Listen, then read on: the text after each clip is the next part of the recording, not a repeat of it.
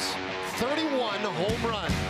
It's been an absolute slugfest. Launch angle, exit velocity, you name it. Without question, StatCast has been overworked in the Yankees and Rangers season series. And by the looks of things, there's no end in sight. Today, Yankee Stadium is the backdrop, and there's a good chance you're going to see your favorite slugger touch them all. Rangers baseball brought to you by Shiner Light Blonde. It's light done right, and it is Yankee Stadium this afternoon on a dreary, overcast afternoon, but lots of sunshine and smiles coming from that guy. What a night last night for Ronald Guzman. We're ready for Game 3, Rangers and Yankees from Yankee Stadium. Welcome in, everybody. Great to be with you once again. I'm Dave Raymond alongside CJ Nitkowski, and it was a fun one last night, a unique evening for the Texas Rangers as they took care of the Yankees. But really, Ronald Guzman was not just the star of the show, really, he was the star of the night in Major League Baseball. He certainly was. It was a historic night for Ronald Guzman when it was all said and done. The 3 home runs, and each of them special in their own way. The first one off of Masahiro Tanaka barely got out, but certainly it counted. The second one, though, got way out of here. Tanaka put that head down once again as Ronald Guzman went up over the Yankees bullpen. And then the third one, the opposite field. This is a lot of what we talked with Guzman, his ability to hit the ball the other way. We really haven't seen it for power, but certainly he did it right there. And check out his family, just really excited all the way up from the Dominican Republic. And it was just a great night for Ronald Guzman. And check out some of these accolades here as far as what happened yesterday. He's the first player all time to hit 3 home runs in his first game at Yankee Stadium. That's certainly a really nice moment. There's some Ranger history in there. He's the first Ranger to homer in 4 straight games against the Yankees. Lots of other great things happening on what was an unbelievable night for Guzman. Yeah, and you would almost think, by the way we talked about Ronald Guzman last night, that he was the only Ranger to have a big night. The reality is, since the All-Star break, 21 games now, this offense has been rolling. They have been, and that's certainly some good news here in the second half from what we're seeing from the Texas Rangers as a group. Yes, it was a big night for Guzman. You see Rugen Odor right there. He has been very good, but look at these numbers here since the All-Star break.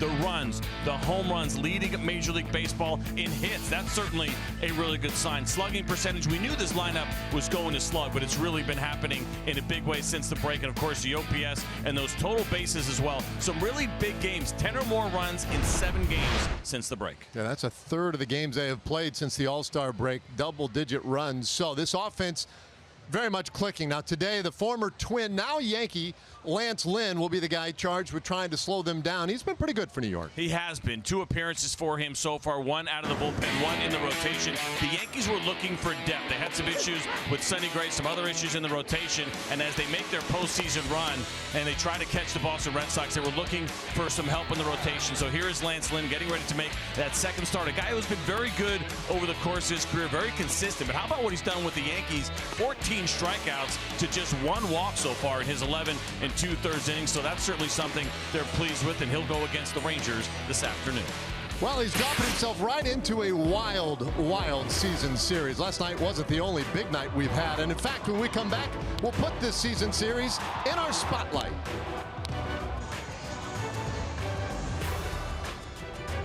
Rangers baseball is sponsored by Ford. Visit your local Texas Ford dealer during the Ford Summer Sales Event. Ford is the best in Texas. By Shiner Light Blonde. It's light done right. And by Southwest Airlines. Low fares, no hidden fees. That's transparency. The offense in this series. Yeah, it certainly has been. And for both of these clubs, high-powered offense. We know about the Yankees and the home runs that they have hit this year, leading all of Major League Baseball, and quite possibly could break the all-time record. But in this series, 19 home runs so far this season. The Texas Rangers, 12 of those as well. That OPS for the Yankees at .976 against the Rangers is something they're going to try to do about and try to maybe slow things down so far in this series. But it has been a lot of back and forth, a lot of high-powered offense, a lot of runs scored between the Yankees and the Rangers. Still 2 games left in this series. When we come back, starting lineups, first pitch, Yankees, Rangers coming up. Low fares, no hidden fees. That's transparency. And by Shiner Light Blonde. It's light done right.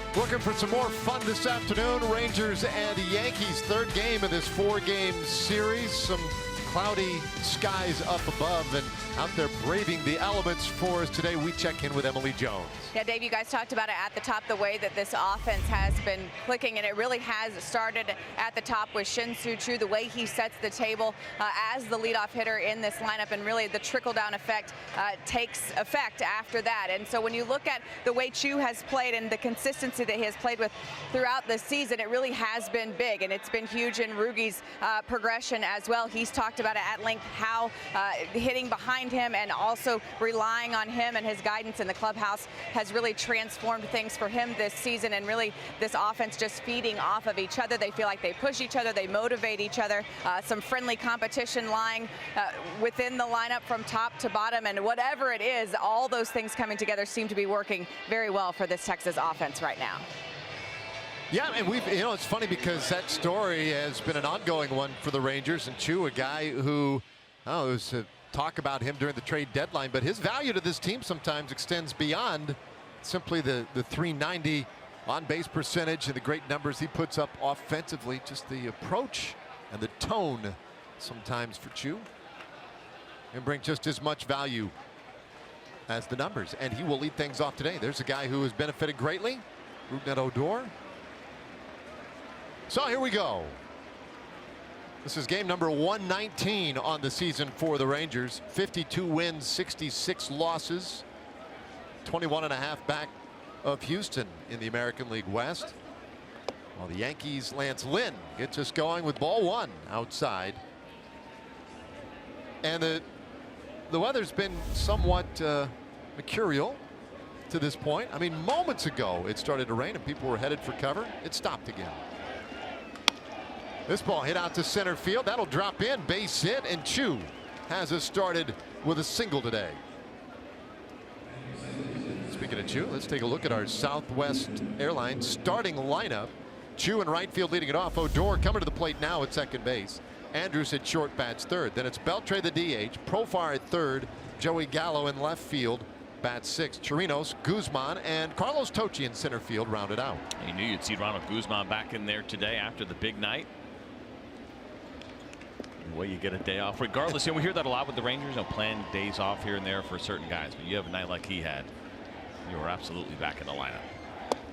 Yeah, and I got to wonder too, probably happy that there's a day game. Just get me back into Yankee Stadium, into that batter's box as quickly as possible. No doubt. Odor, meanwhile, extended his hitting streak last night. A modest 4-game streak for him, but 7 hits with a home run, a couple of doubles, a triple in there as well.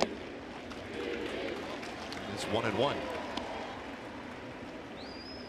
And while that's all fine and good, Rugi's run extends certainly a lot deeper than this series or even the last homestand. One of the hottest players in baseball in the second half.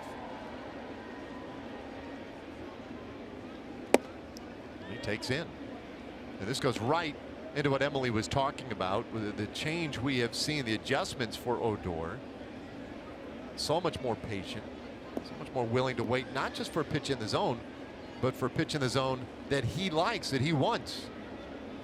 And they continue to shift him despite the fact that he has shown that he is willing to go the other way as 3 infielders are on the right side. And you see that swing right there, a good example of what Rugi's willing to do. Now in that spot, maybe trying to foul that one off a little bit, but you're not afraid to start thinking the other way a little bit. You see Andujar now moving closer to that shortstop position. He was closer to the third base bag, but with 2 strikes, he slides over to shortstop spot a little bit more. And they do that based on what they think is going to happen with pitch selection in a 2-strike count.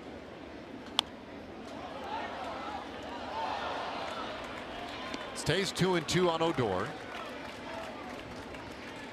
Choo had the base hit and a shorter at bat, and now Rugi up there working the count a little bit.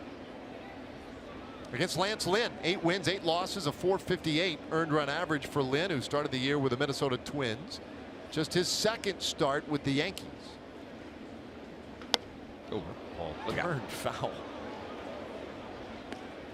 Got about 25 rows up, right behind the Yankees dugout.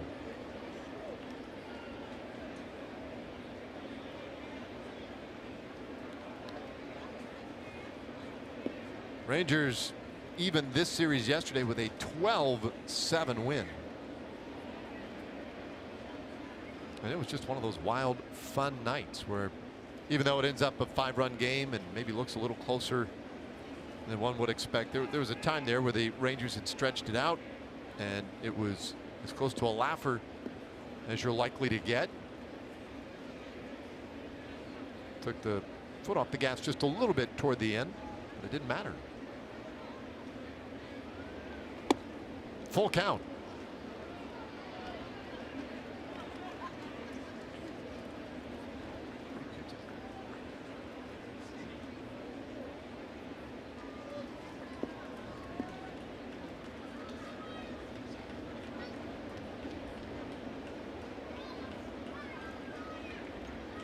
Two of the small leadies going. The 3-2 pitch, and that is strike 3 called. A little backdoor breaking ball.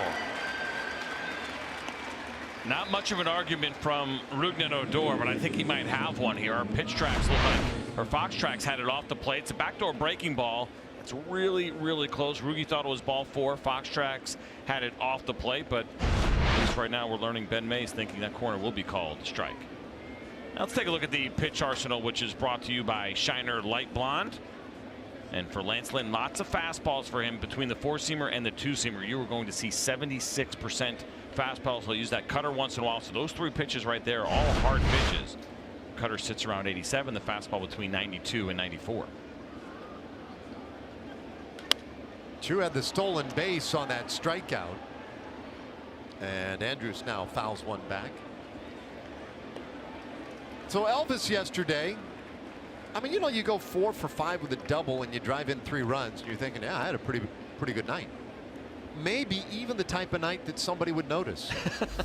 And yet, I mean, he couldn't have faded further into the background on a night where Ronald Guzman stole the spotlight. I think he was sitting in front of his locker, like, you know, just waiting for the reporters to come by and just getting ignored. Hey, guys. Hello, 4 hits.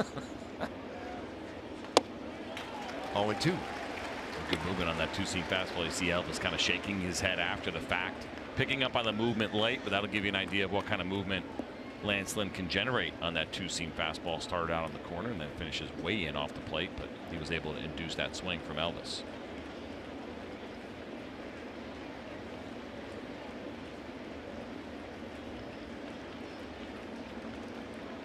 Lynn's 0-2, and that's outside. Well, Odor did strike out, but it was an 8-pitch at bat. And so Lynn having to log some pitches in this first inning. Andrus laying off a good 0-2 pitch. Let's see what Lynn tries here. Lance Lynn has given up 12 home runs this year in his 21 starts. Whoa. And he will walk guys. Then with 63 walks in 114 innings. He's about 9 strikeouts per 9 innings. But he's also over 4 walks per 9 innings. Only 1 so far here with the Yankees through his 11 2/3 innings. 1 relief outing, 1 start. But you're right. He's a guy that has a little bit of an issue and had a little bit of an issue this year. You know, got that late start, signing with the Twins a little bit late. Spring training got cut a little bit short for him, so maybe not quite in the groove that he wanted to be in the beginning of the season, but good here so far with the Yankees. He strikes out Andrus 2 away. Well, our Kubota power stats on Lance Lynn, and goes right to your point. 1 walk of the 42 batters he has faced as a Yankee. You see, he walked 13% of the batters he faced while with Minnesota.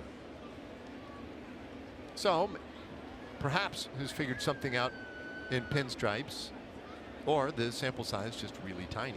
Yeah, you know, he was so consistent throughout his career. Those years with the St. Louis Cardinals, he was always kind of in the mid to low 3s when you look at the walk rate, 3.2, 3.4. Even 3.8 in 2017, and then this year an even 5 coming into this one. But a lot of those walks came with the Twins, came early.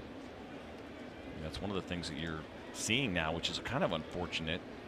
But he didn't sign until March 12th. with the Twins, right? Just a couple of weeks to go before the season started, and Alex Cobb went through the same thing. And you think, okay, abbreviated spring training, no problem, and guys kind of rush it a little bit, but it's difficult to do. The length of spring training, even though it feels like it can get long, it's probably the right amount of time for everyone to get ready for the season. And when you sign late and try to play catch up, you put yourself in a spot where you may struggle a little bit. Certainly Cobb has, and for Lance Lynn, not quite the year that we're used to seeing from him, an overall 4.5 ERA, and it was up over a 5 with the Twins.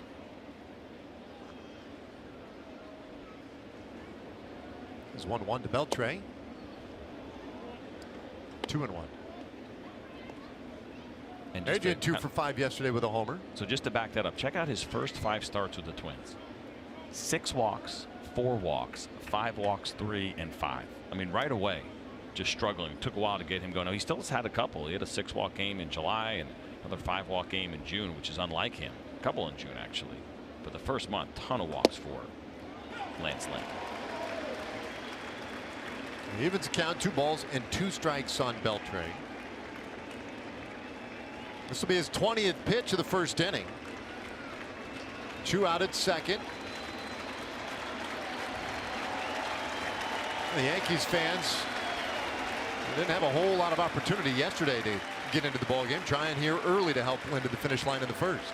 2-2. A swing and a miss, strike 3. So he strikes out the side in the first inning, and the Rangers leave a man in scoring position. Nothing doing out of the gates, and the Yankees coming to bat. Breakthrough against Lance Lynn, and so now the Yankees go to work. We take a look at their starting lineup today. Brett Gardner leading it off in left field. Giancarlo Stanton the DH, and Didi Gregorius at short. Middle of the order has Andujar, Bird, and Gleyber Torres dropping down to 6th. Neil Walker, Kyle Higashioka, the catcher today, bats 8th, and Shane Robinson in center field. All against Drew Hutchison. Hutchison making his second start with the Rangers. The first one that he wants to put behind him. And he's been pretty candid about that. It did not go well against the Baltimore Orioles. Could only go 3 innings in that game. Allowed 6 runs on 6 hits.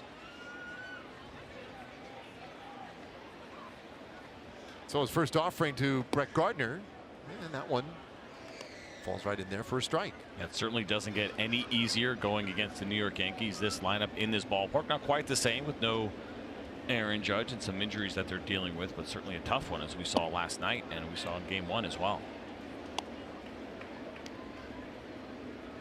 Jumps ahead here. 0-2 on Gardner.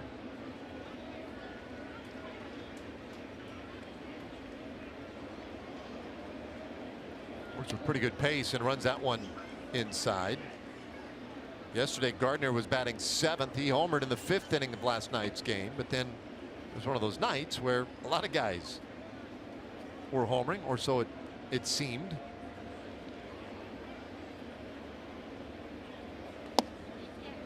And he takes strike 3 call. That outside corner certainly open for business tonight or this afternoon.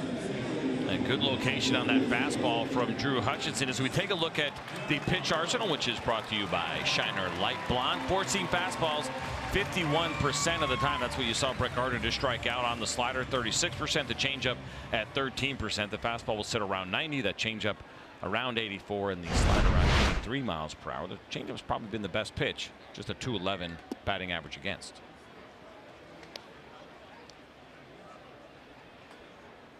So Hutchison goes to work against Giancarlo Stanton. Some pretty big numbers for Stanton. Not a surprise there. He's one of the premier power hitters in the game. Last 49 games for Stanton since mid-June. He's been pretty consistent, pretty locked in. A .325 average, 13 homers, 38 RBIs.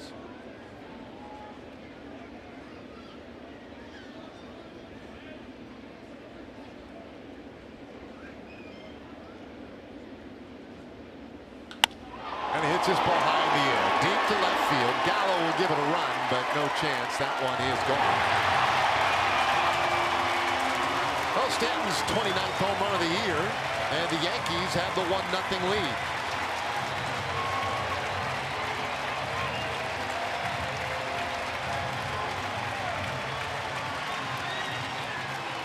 For a guy like Hutchison, going against Stanton location is going to be so important. And you see they wanted that ball down and in, and instead it elevated a little bit. Now it's all the way in. Had a little bit of that natural cut back over the plate, and Stanton is so strong he can get to this ball. We've seen a lot of Rangers so far in this series trying to work him up and in. That one was a little bit more middle in, and the big righty was able to get a hold of it.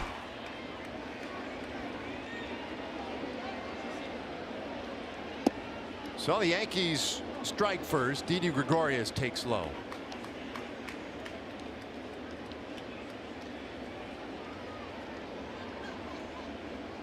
Gregorius with 20 home runs and hits this ball on the ground down to first. Guzman will underhand it. 2 away. And let's take a look at the Rangers defense, which is delivered to you by New Braunfels Convention and Visitors Bureau. In the outfield this afternoon, Joey Gallo, Carlos Tocci, and Shin-Soo Choo. And in the infield, it's Jurickson Profar at third base, Elvis Andrus at short, Odor at second, Ronald Guzman at first, and Robinson Chirinos is doing that catching behind the plate.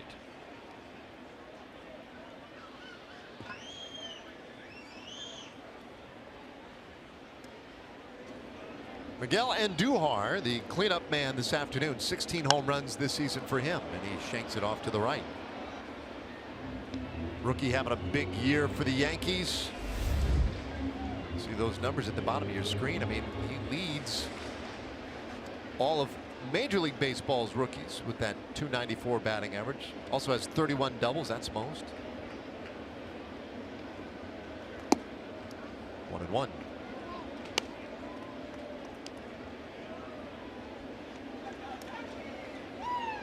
Very good hitting third baseman.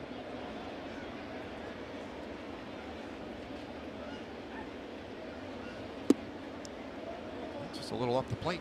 2-1. So Hutchison, very recently a Ranger, 27 years old. It's his 13th appearance of the year overall. As a breaking ball popped up and headed our way. But only his second start. Both have come with the Rangers. Signed with the Rangers less than a week ago. It was last Sunday. I've been working out of the Phillies bullpen earlier this year.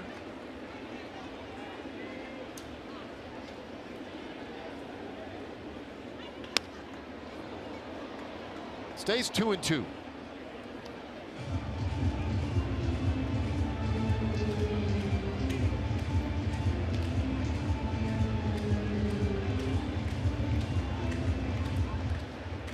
Hutchison is a guy who's always been a really good strike thrower, excellent walk rates over the course of his career. This year has gotten into a little bit of trouble in that regard. Bouncer to the left side, and that one off of Profar's glove, and Duhar will have an infield hit.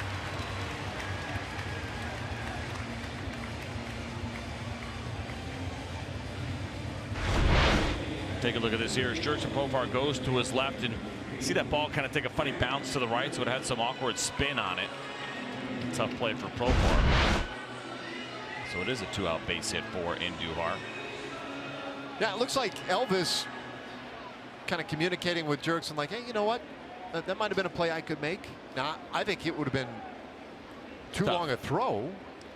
And it's tough for a third baseman to let that go, especially when you know your shortstop is going to be in the hole. Even if you think he can get to it, your instinct is to try to get that ball, because if you cut it off, you're going to have a much shorter throw. Your momentum's going to be going toward first base, or at least a little bit toward first base. Watch this here. Even though Elvis probably could have gotten to that, I think probably what he saw was Jurickson playing it on the longer hop. Had he gone after it on the shorter hop or tried to get it beforehand, definitely it's Profar's ball. But that's a really tough thing to communicate after the ball's hit. Yeah, it looked like the positioning for Elvis was shaded way over toward the line, and you see him explaining to Profar. I think he felt like it wouldn't have been like a big running throw from his position. Like he would have been able to set and fire had it been allowed to get back to him. But still, it's just such a very long throw from over there. Well, it also gives you an idea of all the things that go into the shifts, which you talk about, but then also for Jurickson Profar playing multiple positions. I mean, the idea of having the instincts. He'll play every single infield position, knowing where everybody is and thinking about the tendencies of his teammates. It's a really difficult thing. That's a lot of information to be able to process while the game's going on. This ball well hit to the gap in right center. Bird will drive in Andujar. Although here comes a relay throw. It's up the line. 2-0 New York. Only 11th double of the year for Greg Bird. That one a booming double. It comes with 2 outs. That's a big run. Take a look at the pitch here from Hutchinson, trying to go down and away with that 90-mile-an-hour fastball. Came back over the middle a little bit, and Bird's able to drive it in right field. And Tochi does a nice job of getting this ball in, and even the idea of this potentially being a play at the plate as we see Andujar, not a great runner as he goes around second. Stumbling there a little bit, takes a peek back. The throw is offline. Had it been a perfect throw, maybe there would have been a play, but I certainly expect Andujar to score on a double with 2 outs, especially with the big deep gaps they have here at Yankee Stadium. So it gets Gleyber Torres to the plate. And Torres, a guy who has been in a pretty big scuffle lately. Last night 0 for 5.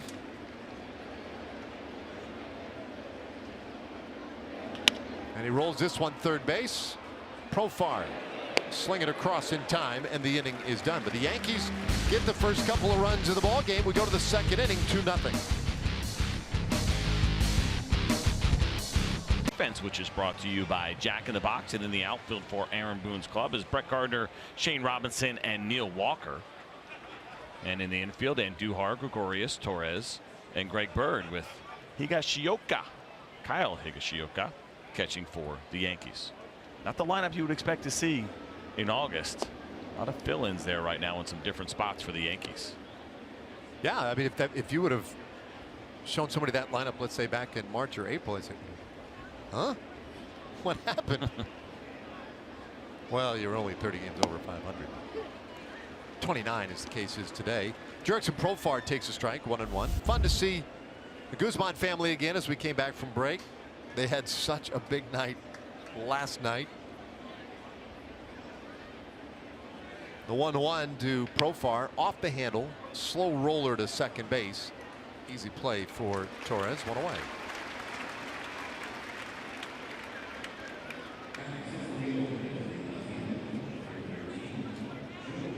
Well, one guy who did not get to participate in all the fun yesterday was Joey Gallo in the lineup today. Gallo get his first look at Lance Lynn.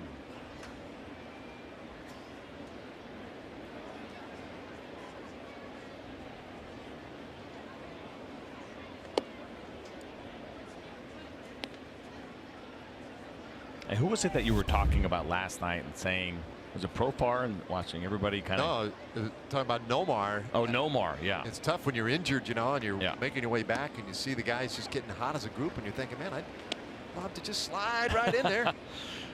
Well, I think for Joey a little bit last night as well. I mean, you're certainly happy for your teammates, but oh, seems like it might be a good night to hit. How do you get in there? Anybody need a blow? I can go in there. I'm good. This ball hit well out to right field and is down. That'll be extra bases for Gallo, and he tiptoes into second with a 1-out double. Good effort by Neil Walker.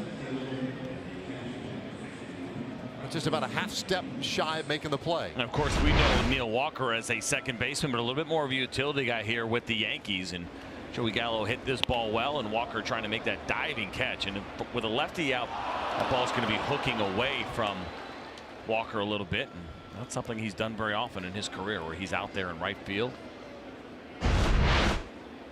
diving for balls and getting up and hitting cutoff man and everything else. New for him, that's for sure. So another runner in scoring position, this time for Robinson Chirinos.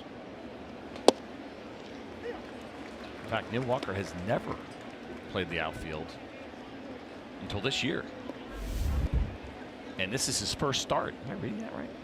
His first career start in the outfield. He's played 2 games for the Yankees, a total of 3 innings in right field. And he's been a second baseman, a little bit of first, a little bit of third over the course of his career.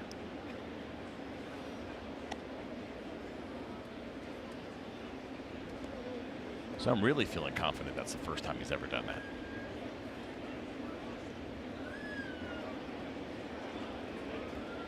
Yeah, his first ever taste of right field was about a week ago, maybe a little more, July 28th. That was the opening game of a doubleheader.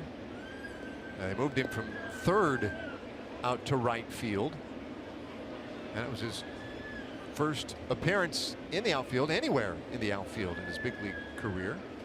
You go back to 2010 when he was AAA Indianapolis, and he played like 10 games out there. 2-2. I'd love to. I wish we could get to the point with technology where we could hear what he's thinking while he's chasing that ball, right? Like he's like, here it is. This is it. All right, here we go. See it. All right, you're going to lay out for it, full extension, and then not get it, and everything else that goes into it, all the thoughts that are going through his head. I mean, he's a veteran. He's been around. He's in his age 32 season. First opportunity to lay out for a ball in the big leagues. Full count now on Chirinos.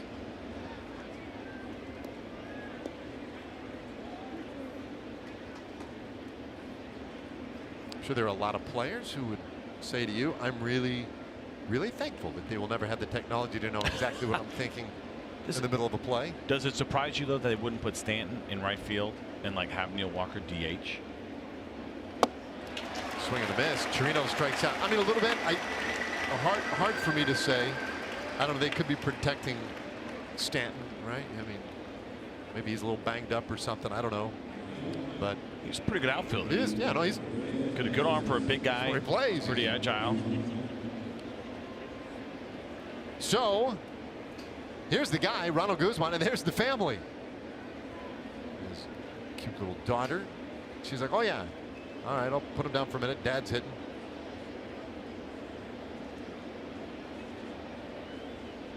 What a night last night for Ronald Guzman as he takes ball one. 3 home runs yesterday. One of them a moonshot. And how about that note at the bottom of your screen? 6 home runs against the Yankees this season in his rookie year.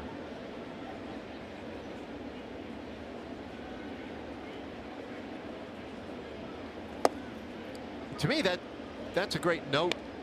That's a lot of fun. I mean, certainly worth mentioning and whatnot. But it's so much better when you realize that he really dislikes the Yankees so much.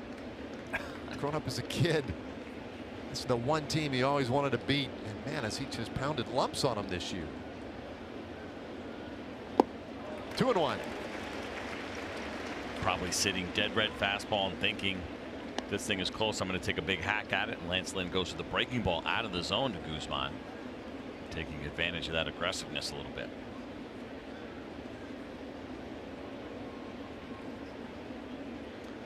Became the youngest player with a 3-homer game in the Bronx since Mickey Mantle back in 1955. 2-1. And a swing and a miss. It's 2-2. So one of those crazy names, the mixed number.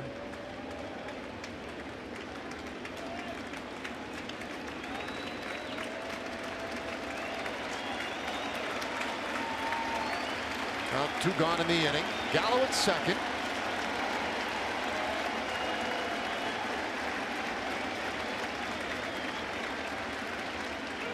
Very high.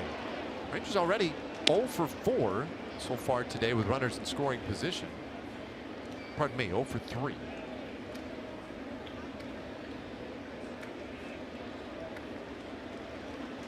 Guzman wants to chip in right here, get Gallo in. Answer that 2-run first by the Yankees. The payoff pitch, and they'll take ball 4. A great take there by Ronald Guzman. He really did not see one pitch in the zone at all through that at bat.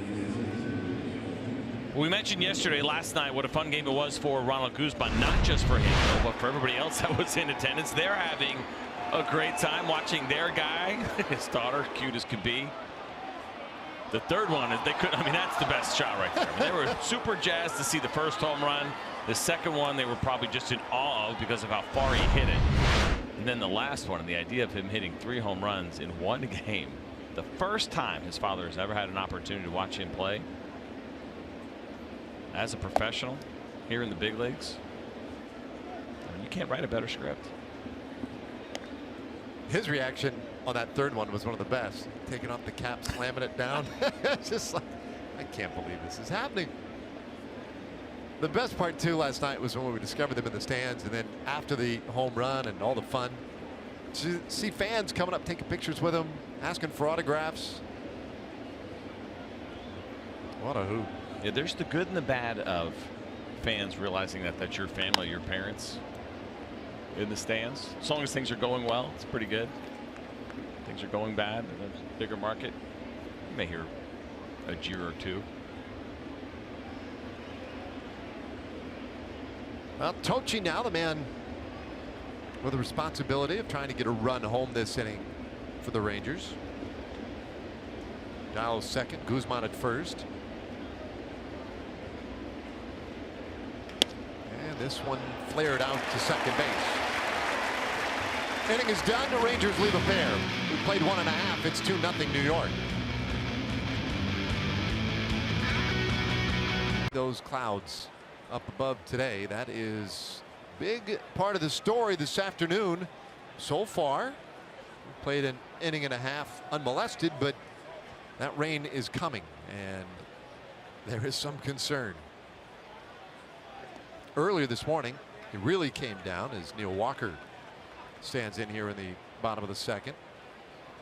Yeah, it was pretty dark around the hotel at 8 a.m. It was a lot earlier. I woke up and I saw how dark it was. Thinking, oh, maybe it's like 4 or 5 o'clock in the morning. It was 8 o'clock. Dark outside, lots of rain. We'll see. Yeah, I was hoping, well, okay, it's gone. It's done its little trick. Let's move on with the day. But apparently, it just cycles back. So we'll see. So far 2-0 New York. Walker the switch hitter in at the left side, and Hutchison deals very high. Walker did not play yesterday. Rangers won the ball game yesterday. Walker played here in Thursday night's game. Hit solo home runs in the 4th and 6th inning. And it turns that one foul. Not sure exactly the reason why, but he has had particular success against the Rangers this year. I'm not the only one wondering.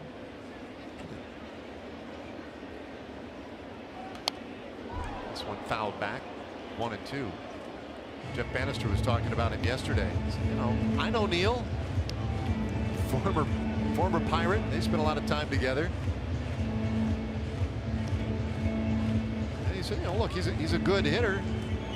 Come on.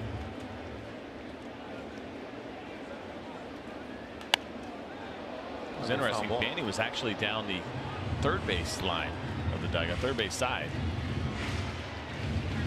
Was he talking to Kerwin Danley? I think he was. Or maybe Phil Nevin, the third base coach. Yeah, they were goofing around over there a little bit. This ball belted out to center. Not belted at all. Off the end of the bat. And that's a weak fly ball. Walker retired, one away. MLB.TV now available at a lower price for $49.99. You can watch every out-of-market regular season game. Plus, get a free subscription at MLB At Bat Premium. Blackout and other restrictions do apply. Just go to MLB.TV to take advantage of this special offer.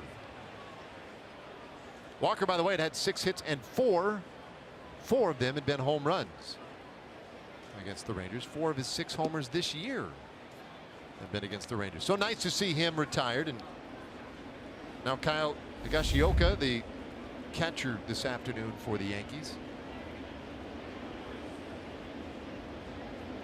That looked good, but that one missed. 2-0.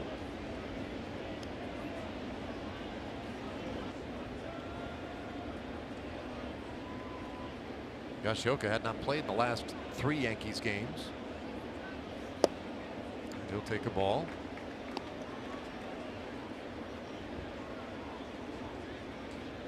No Gary Sanchez right now on the DL for the New York Yankees. That's a big loss for them. The bat The job he does behind the plate. He's had his issues, but he throws the ball pretty well. He's got a good arm. He had that issue where he didn't hustle ball out. Took a lot of heat for it, but then ended up going on the DL. Not too much later after that. You see Aaron Boone, that's a big part of why he is here. The relationships with the younger players is something they believe he can improve on from a year ago. Well, a walk to Higashioka, who is not much of an offensive threat, never really has been in his career, but given the free base. Well, thanks to T-Mobile, fans can receive a 20% discount on Fridays for the all-you-can-eat seats in the home run porch. Get your tickets and the all-you-can-eat seats for Friday, August 17th. When the Angels take on your Rangers, use the coupon code T-Mobile at TexasRangers.com/specials.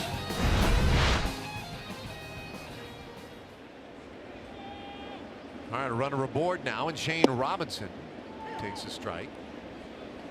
Robinson, another guy whose numbers have not been very good this year. It's the 148 average. Originally drafted by the Cardinals, a 5th-round pick.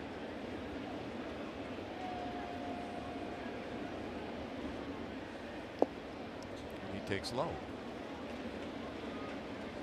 Robinson had played parts of 5 or 6 years with St. Louis. Came up in 2009, but also played 2011 through 14 with St. Louis. Then with the Twins the next year. Angels for a couple of seasons, and now a Yankee.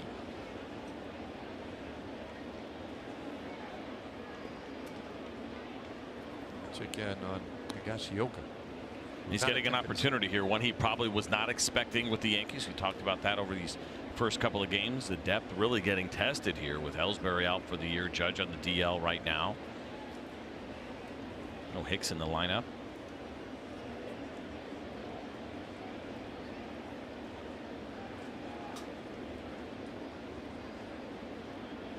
Hutchison with that long set, and that one's upstairs.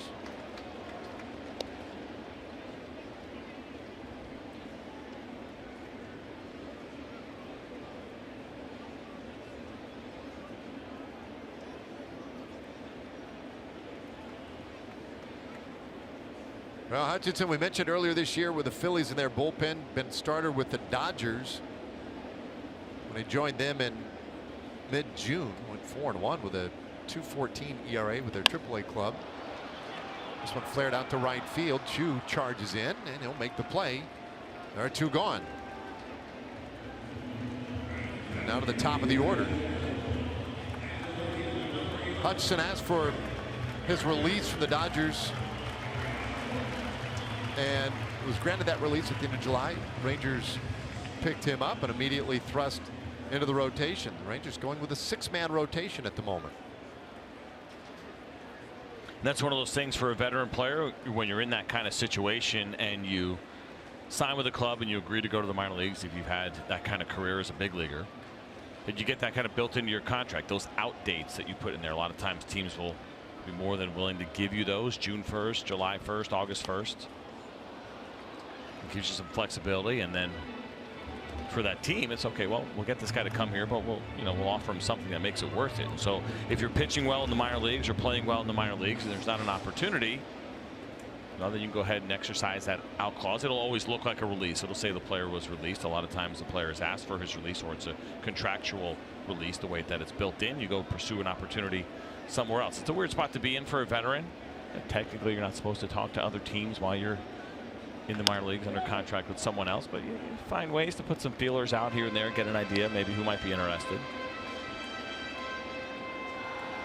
Not a lot of freedom for minor leaguers generally, but in a situation when you become a guy who's been around and done a couple of things in the big leagues, teams are willing to give you some of that flexibility. And what you can do too is it puts pressure on the team. Right, you're sitting there in the minor leagues with the Dodgers, you have an out, and maybe they have a need. They're kind of borderline on you, whatever it may be, whatever team you're with. And say, well, I'm going to exercise my out coming up here on August 1st or whatever it is, and they got to make a decision because they can call you up before that, and there's nothing you can do about it. Fly ball out to short left field. Coming in for Gallo. Boy, he just does get to it, and the inning has done a lot of soft contact in the inning. Oh, great job by Joey. We've seen him in right, we've seen him in left. Big smile after he makes his play. This ball just died on him, but good reaction to make the catch. To find out what's going on behind the scenes. And now next up, our Outside the Box focused on the Fox Sports Southwest broadcast and production crew and their experience during a Rangers game. Go behind the lens with us on a special broadcast this Tuesday. It's going to be fun. Final game of that series with the Diamondbacks. Promise it will be a very different viewing experience for you as Chu will lead things off here in the third. It'll be Chu, Odor, and Elvis Andrus.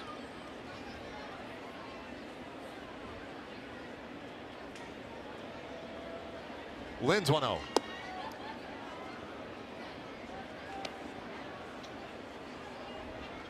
Now Lynn is not a guy, and you can pick up on that pretty quickly, who works fast in between pitches. The pace 25.0 for him. That's a couple of ticks above league average.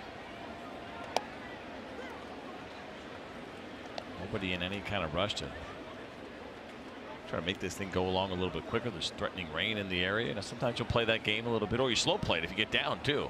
That's certainly something that has happened. But the Yankees are up. I'm Lance Lanham. Try to pick up the pace a little bit and see if I can get myself through 5 innings before that rain potentially gets here. Chu lashes this one out to left field. That's a base hit. And he's going for 2. Here comes a throw. Not in time. And Chu just does lay out the leadoff double. Wow. That was a gutsy move. It's aggressive, it's reading the ball, it's doing your homework, understanding the outfielders. And first of all, watch the pitch here. Not a bad one, middle away and down, but Chu is so good at hitting the ball the other way. And I think what he saw from Shane Robinson was some body language that told you that maybe he was making the assumption that Chu was only going to go for the base hit. Instead, he extends it to 2 with the double. Watch the turn here. Good slide, throws a little bit offline. That allowed Chu to get there in time. Great job.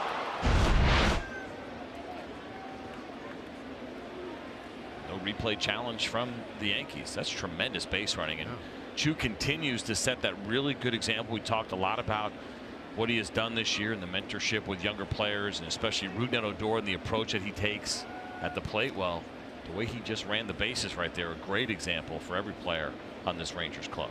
25th double of the year for Chu. For the 3rd inning in a row, the Rangers have a man in scoring position. Odor fouls off strike 1. Time now for our WinStar World Casino and Resort leaderboard. How about the hits leaders since the All-Star break? Next 2 batters, Odor and waiting on deck Elvis Andrus, tied for the American League lead with 31 hits. Miguel Andujar of the Yankees right behind them.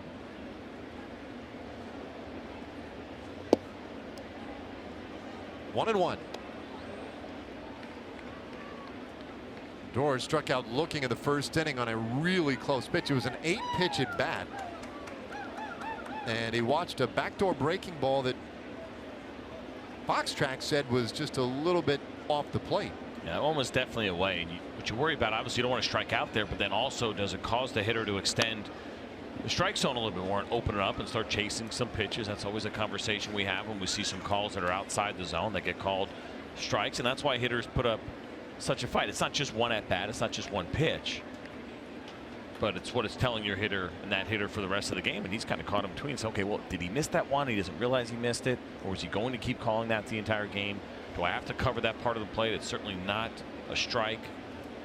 Do I have to be aware of 3-4 inches off the plate now?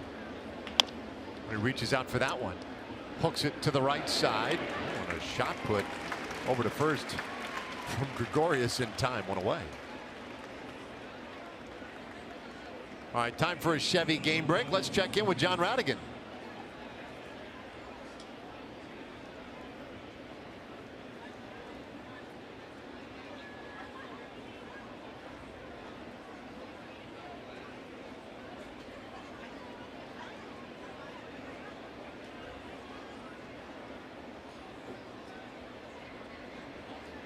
That is pretty cool, and obviously a great accomplishment by a great hitter.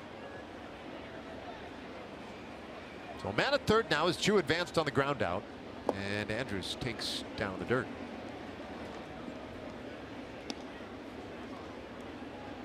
Elvis also with a strikeout in the first inning.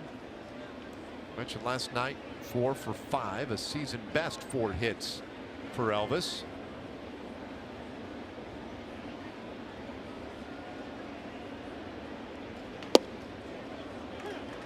Andrews hitting .355 since the All-Star break. Lost 21 games. You kind of knew it was coming with Elvis. He had some bad luck, I thought.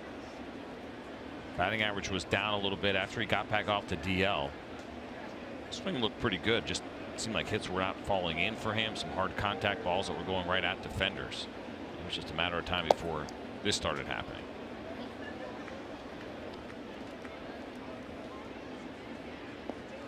Head here now 2-1 against Lance Lynn. And Lynn, though he's done a nice job working around some base runners, he is not throwing a real high percentage of strikes.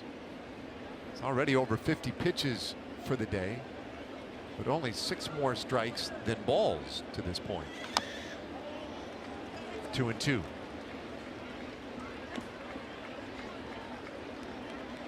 Both of these guys, Lynn right now at 56% strikes, Hutchison at 58% strikes, and look at a guy like Lance Lynn. I've talked about what he's done over the course of his career. This year he's been right at 60% strikes, or just below, which is not necessarily a great number either. You want to be around 63, 64 will put you at league average. Really good guys are usually 67, 68%.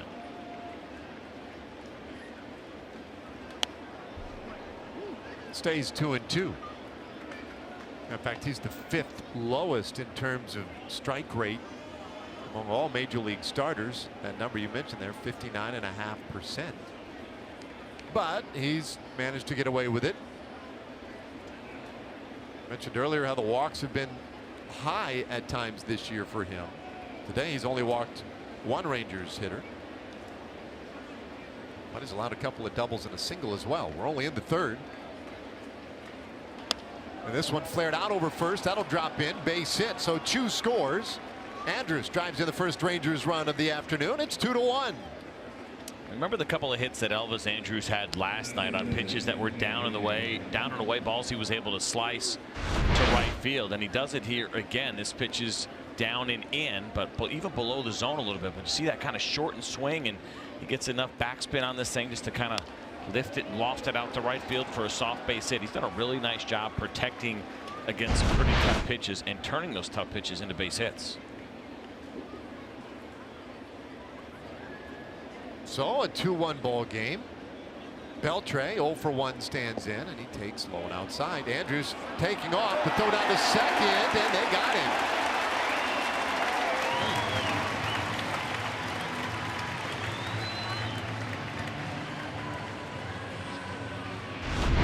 Take a look here. Elvis Andrus, this is a little bit of a delayed. So actually saw the ball in the dirt, so not a delayed steal, but I think he thought that ball was going to bounce away. You see the frustration there and the read, not what he thought it was. It was a good secondary lead, but I think he expected that ball to maybe not be picked as cleanly as it was.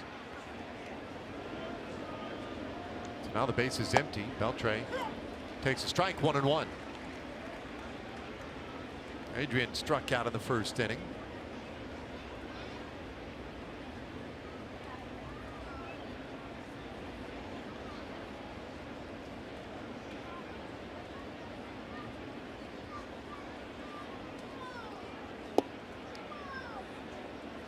Well, Lance Lynn had never pitched against the Rangers in the regular season. This is the first ever regular season appearance against Texas. Lynn made 5 relief appearances for St. Louis in that 2011 World Series. Beltre sends this one right up the middle for a base hit. Beltre, in fact, had homered off Lynn in a critical moment in Game 6 of that World Series. He and Nelly Cruz went back to back. Anyway, that base hit extends the inning. Well, a little more on Adrian Beltre. Let's check in again with Emily. Well, we all know that Adrian Beltre has a great time playing the game of baseball, but he was a little bit tense those few weeks leading up to the trade line with his future being uncertain. Obviously, he had the ultimate say in where he would end up, but they were a little, tenuous those few weeks. He says since that trade deadline has passed, there's kind of a calm that's come over him. The sense of contentment that he has playing this game is evident, and it's something that he's very open about talking about now that he's feels like he's accomplished what he wants to accomplish. Of course, he would like to win a championship, but he just feels like he's gotten such fulfillment out of this game that if it were to end at this point in time, that he would be okay with it. And there's a sense of, I guess, kind of freedom when you're able to take the field every day knowing that. That was big for him, right? Even though he was in full control, doesn't mean that he is not affected by all the rumors, the conversations, potential decisions that he and his family may have to make. So you get it. I mean, I think for a lot of guys, and in both ways too, not just here with the Rangers, but other clubs, there are players leading up to the deadline that wouldn't mind maybe getting traded and that don't have control over it, but kind of watch and watch it doesn't happen. So that's an anxiety that starts to go away. But for Adrian Beltre, he was in full control, but that doesn't mean there's not anxiety that comes along with the trading deadline. So very interesting kind of angle. I don't think people put much thought into that. They just say, oh, whatever, you're in control, who cares? No. They're still affected by those rumors and all those conversations. A swing and a miss by Profar, and that strikeout ends the inning. Rangers get a run back, though the rain's starting to fall a little heavy here as we head to the bottom of the third. Let's remind you to drink responsibly. So bottom of the third inning. Yeah, you see some of the rain today. It's not that bad. We can make it look worse sometimes on TV. And I say that sitting up here in a protected booth. It's really dry where we are right now. No it's issues not bad at all. I don't think it's raining. Hutchinson might argue that. Possible slippery. Went right over the head of Giancarlo Stanton. Yeah, see? Oh, yeah. I mean, you can see it's coming down, but not enough to really bother me. Yeah, and really great of Anthony to coordinate with us today as far as the colors we were wearing. Appreciate that. Yeah. Doing a nice job on stats, but not just about stats. We got to look good up here. Well, it's a one-run game for Hutchinson. He's a little bit off the plate there, 2-1. I was just looking at the radar, CJ, and I'm no meteorologist. Dallas rains. It looks like we're all right. High fly ball out to right field. Chu is there. One away. Anyway, it looks like the heavy stuff. Little south, little east. We're just catching some of the edge of the storm. All right. At least at the moment. Southeast and moving in that direction. Moving in that direction. Most of the fans pretty cool with it. Last inning, right as that half inning was ending, a lot of folks, especially on the third base side, were starting to head for cover. And we see the grounds crew every half inning check in with Kerwin Danley over at third base. Yeah, those folks are all looking for some dry seats. No big deal. Gregorius rolled out to first base back in the first inning. He's 0 for 1.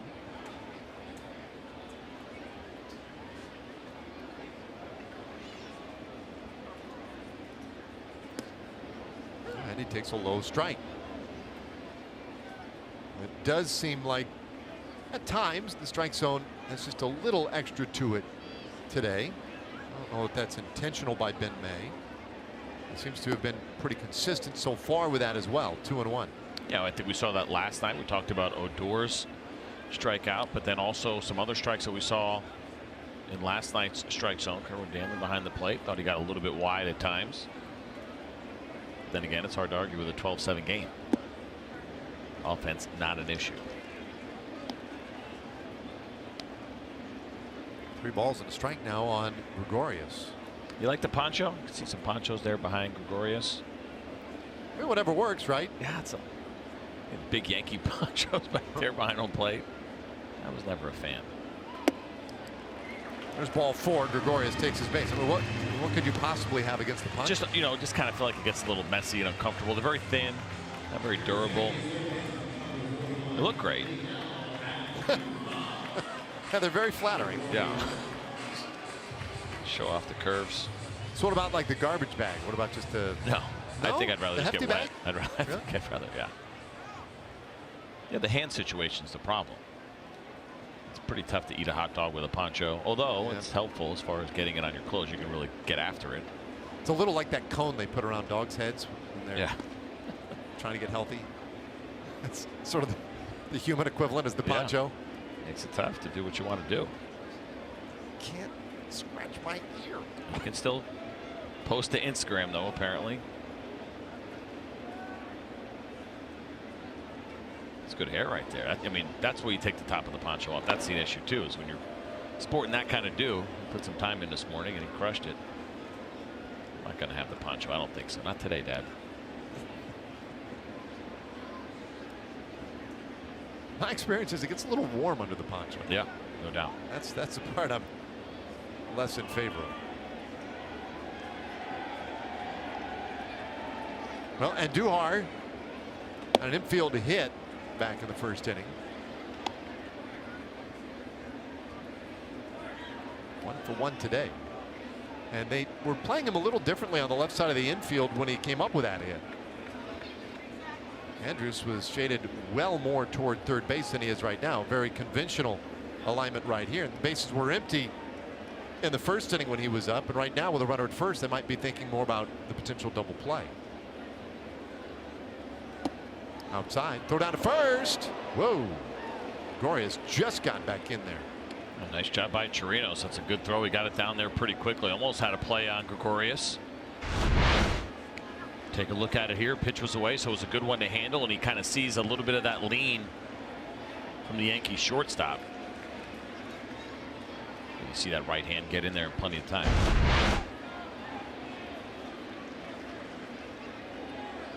It's 2-0, but you've seen them go away. Hutchinson trying to get Andujar maybe to chase, and that's something he has done. That swing percentage, which measures how often a hitter swings and pitches outside of the strike zone, and Duhar's got the highest rate of any active Yankee right now at 38%. League average is 31, so he certainly is a guy that's not afraid to get aggressive on some pitches outside of the strike zone. Lifts this one into short right field, and Odor gets out there to make the play. So, Christian music group Mercy Me will perform a post-game concert Sunday, August 19th, presented by Buckner International. You can see the Angels and Rangers at 2:05 game, and then enjoy the concert afterward. Go to TexasRangers.com/concerts for game tickets and information on how you can see Mercy Me from the field.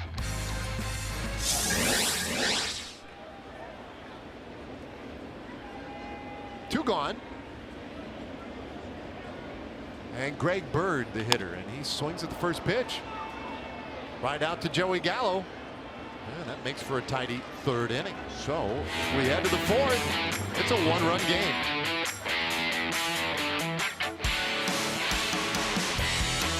In this series, we take a look at our progressive upcoming schedule.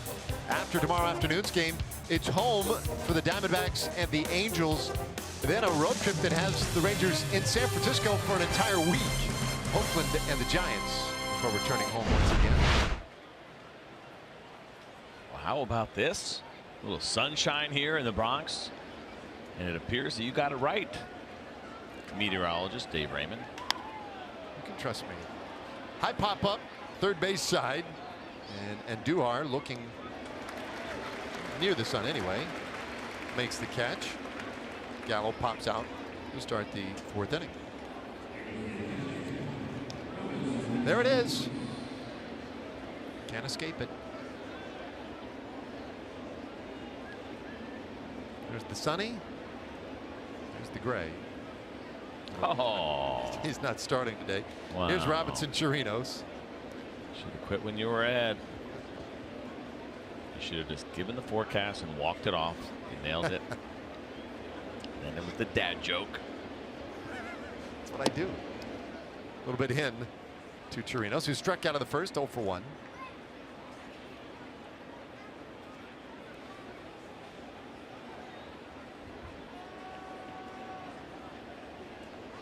Well, Rangers have had some traffic out there today against Lance Lynn. They've cashed in 1 run so far. And Lynn has had to work around some base runners, a number of which have been left in scoring position.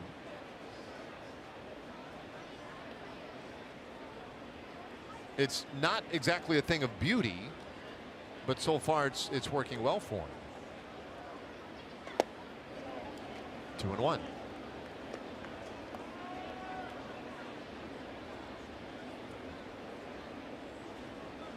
Then again, these two teams, they really haven't played in a game like this in the season series.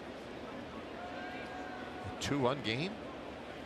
We've had nothing but offensive fireworks between these two clubs this year. Rangers took the series 2 out of 3 back home in Arlington earlier this year. They've split the first 2 here. That guy responsible for a lot of the loud noises. 6 home runs in the season series.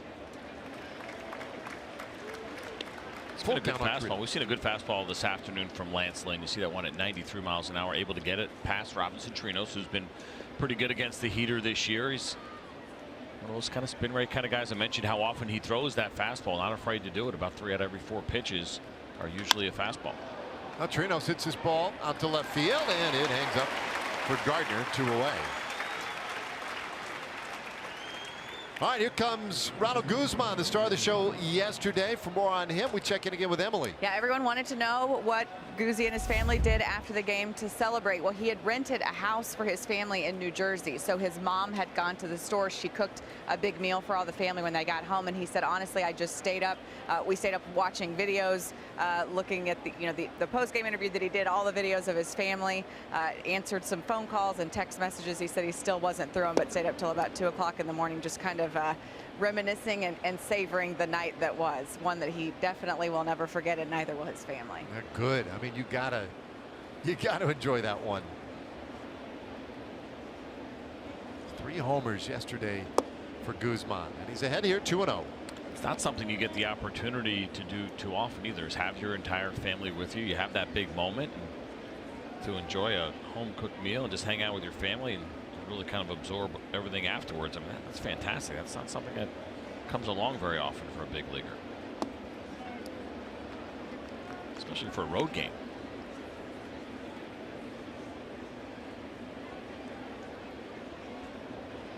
It was a raucous night for those guys last night in the seats.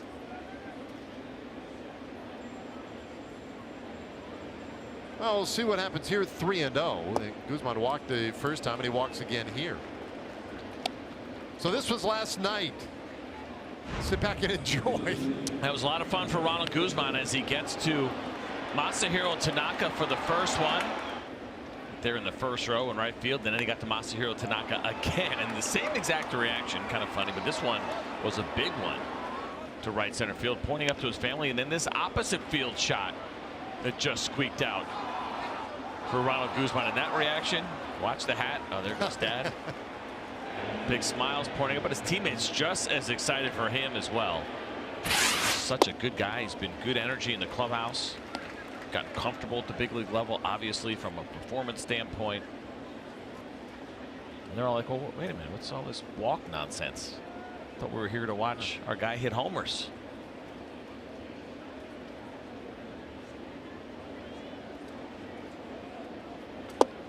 Tochi takes a little in, 1-1.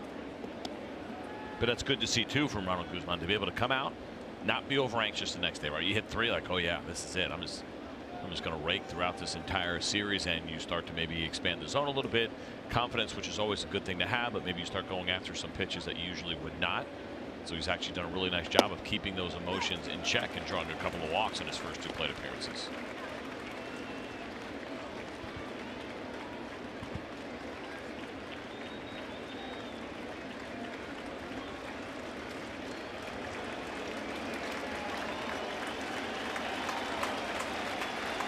One-two. Tochi stays alive. Tochi lined out in the second inning. I think 255. His last 19 games, 13 of which have been starts. In fact, he's appeared in all but 2 games since the All-Star break. So the Rangers giving Tochi a lot more exposure and playing time here in the second half. Guzman running, and there's a swing and a miss. Tochi goes down on strikes. The inning is done. Rangers leave another man. We go to the bottom of the fourth. Today in the Bronx, 2-1 New York.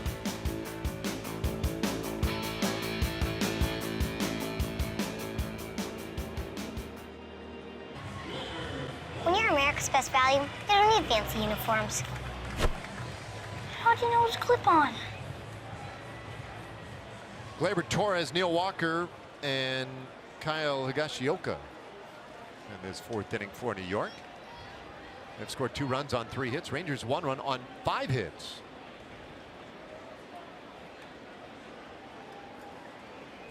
That's ended up a pretty pleasant day today here in the Bronx, and the pitch to Torres right in there for a strike. Torres grounded out in the first inning. 0 for 1, 0 for 6 in the series. And this one, a soft liner right out there to center field. So Torres aboard to start the fourth inning. Well, join Fox Sports Southwest for a gridiron celebration with the Texas Football Days, presented by Jack in the Box. Beginning August 26th, watch classic high school football games daily, leading up to a live doubleheader of high school football to kick off the season. That's followed by college football across the Fox family of networks. Go to foxsportssouthwest.com for details.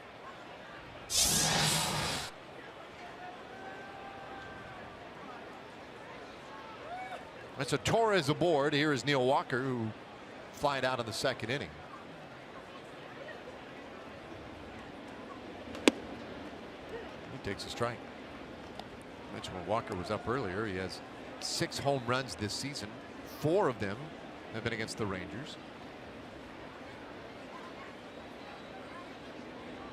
I mean, obviously, when you play New York, you concern yourself with the presence of Giancarlo Stanton, maybe Didi Gregorius and Miguel Andujar.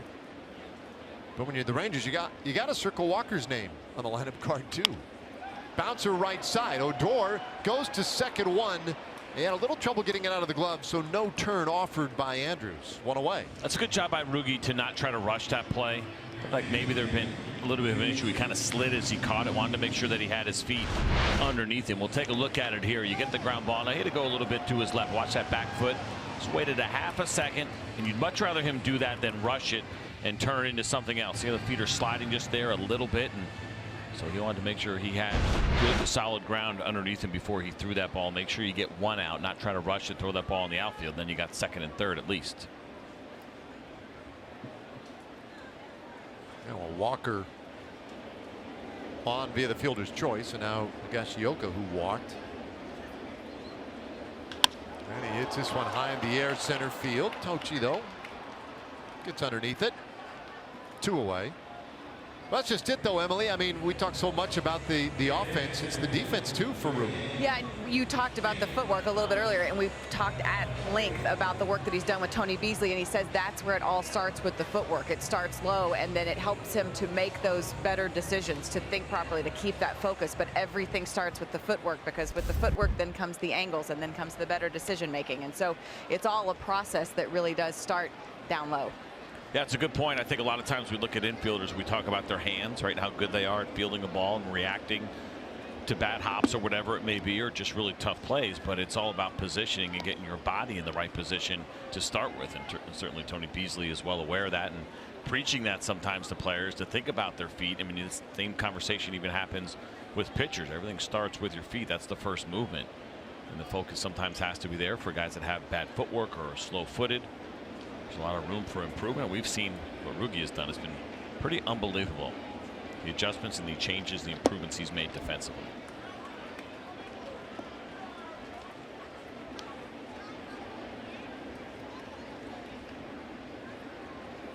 Now Shane Robinson, the batter here, 2-0 the count. He's flying out to right field, 0 for 1.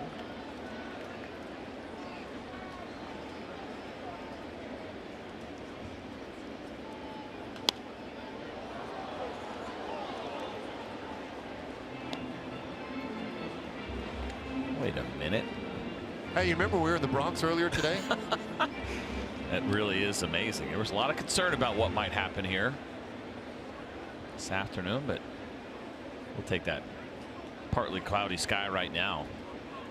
How long do you see a couple of ponchos still on? You mentioned how they can be a little bit Warm. Comfortable, warm. They kind of keep that moisture trapped in there. You got to take it off at this point. Absolutely. No. That's. You wad it up. Just throw it out. Yep. The problem is they're cumbersome. To take your poncho off while you're sitting in a seat at a stadium can be a little bit of a challenge without elbowing somebody else.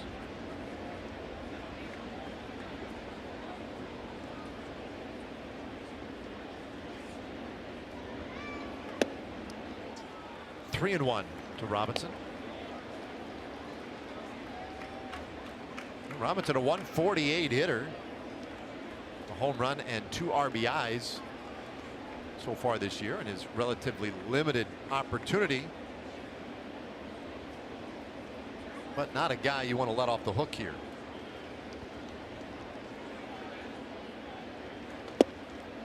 There's ball 4. So Robinson draws the walk. What that means, now you have to deal with Brett Gardner, and though he is the leadoff man, we all know it's a much different era of baseball where a lot of leadoff hitters have great power. 20 home runs this year. You think of guys like George Springer in Houston, and Brett Gardner, he can knock it out of the yard as well. So you hate to face him with runners on, as the case here. Yeah, he was one of many guys last year that set a career high in home runs. He had 21 of them in 2017 as a 33-year-old. He's got 10 so far this year. But you're right. He's got some pop. You got to be careful. A guy that's always done a good job of getting on base. Good defender. The home runs have come late for him in his career. Kind of look at his career track, and he did not get into double digits in home runs until he was 30 years old. Guy who broke in at 24 with the Yankees back in 2008. Started seeing some full seasons in 2010, 2011.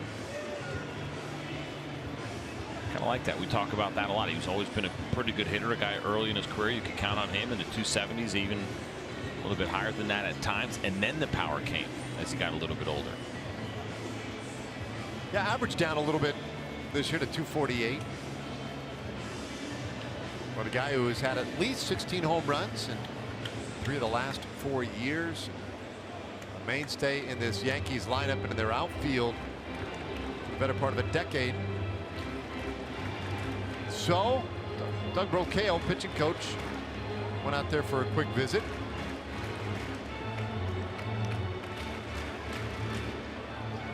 He's got an option next year too. That's kind of interesting. I think at one point a lot of fans and people around here thought that that is an option that wouldn't be exercised for Brett Gardner, but now with Ellsbury and the injuries and what they have seen, I think it's a no-brainer and a pretty affordable option as well. First pitch swinging, and he pops it up near third base. Profar wants it, and that will end the inning. So for all of our consternation and worry, no big deal. Hutchinson, I got it, man. We go to the 5th. Coming up for the Rangers, top of the order, Chu, Odor, and Elvis Andrus.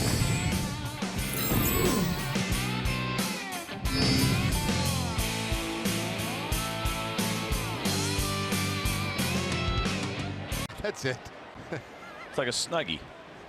Just flip it backwards. Yeah. There's 3 people there that are really wanting to see the Rangers win. A couple of Chew fans, and then the Met fan at the end. No doubt came to watch the Yankees lose. You don't wear a Met jersey or Met jersey T-shirt to a Yankee game unless you were just like, yeah, that's right. I hope you guys lose. Keep an eye on her, make sure she doesn't clap if anything good happens for the Yankees. Yeah, I mean that could end up being trouble. Chu takes low, 1-1. Aren't you asking for an argument? Aren't you, in a little confrontation when you're doing that? Without a doubt. I get it. Why are you doing that? Especially this year, been a rough one for the Mets. Lots going on. Not meeting expectations. Chu hits his ball well out to right field. Walker started in, angles back, and he makes the play. Uh-oh. Sorry, boys. He'll be back up. Don't worry about it. Can't get a hit every time. He was 2 for 2. As much as we'd love to see it.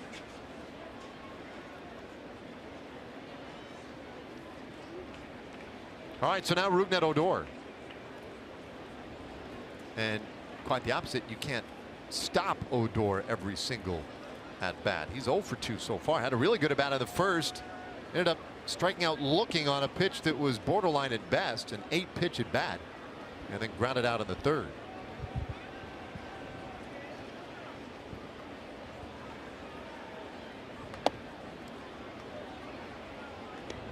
It was 3 for 9 in the first 2 games of this series with a double, an RBI, a walk.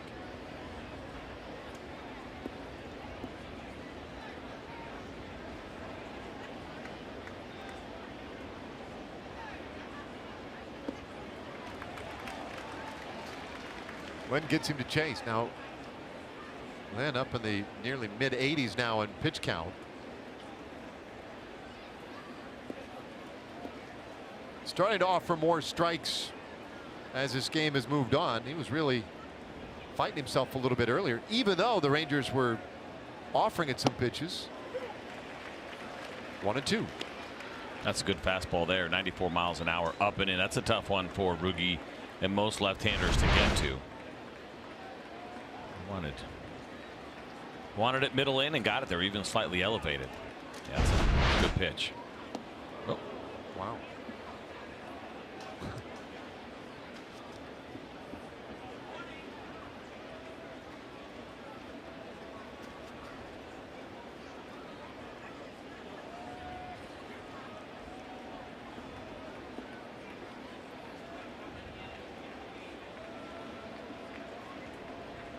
Well, 2 balls, 2 strikes.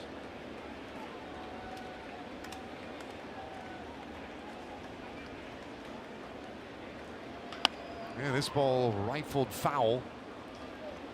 Set up and do it again. Now Ruggie hasn't. I mentioned he's been hitting the ball the other way a little bit more. We're seeing that. You see that swing right there with 2 strikes and a little bit of a defensive swing, but not enough where you're going to get the shift yet, where you're going to get the shift change in the other direction. I talked about how Andujar slid over to that shortstop position essentially with 2 strikes. He's done it again.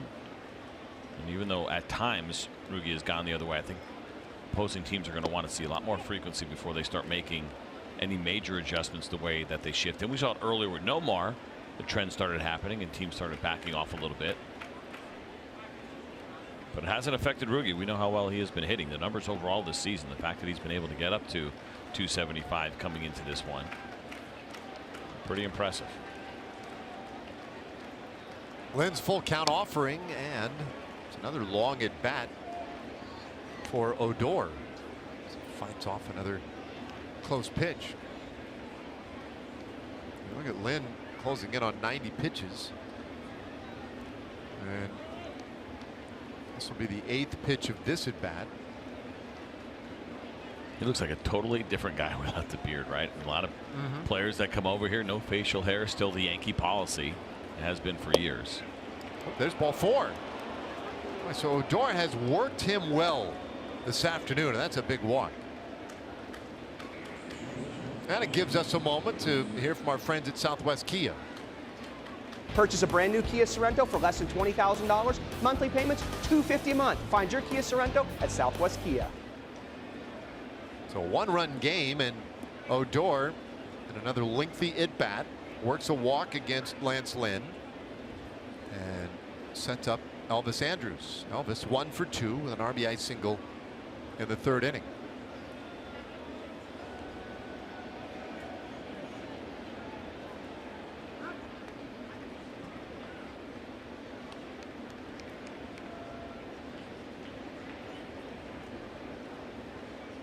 Andrus now has that average at 290.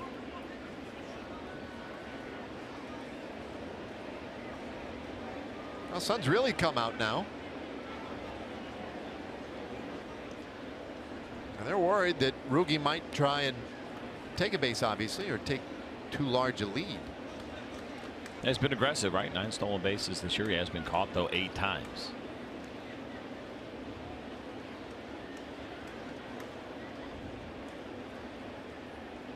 Decent lead, not going, and there's strike 1 on Andrus.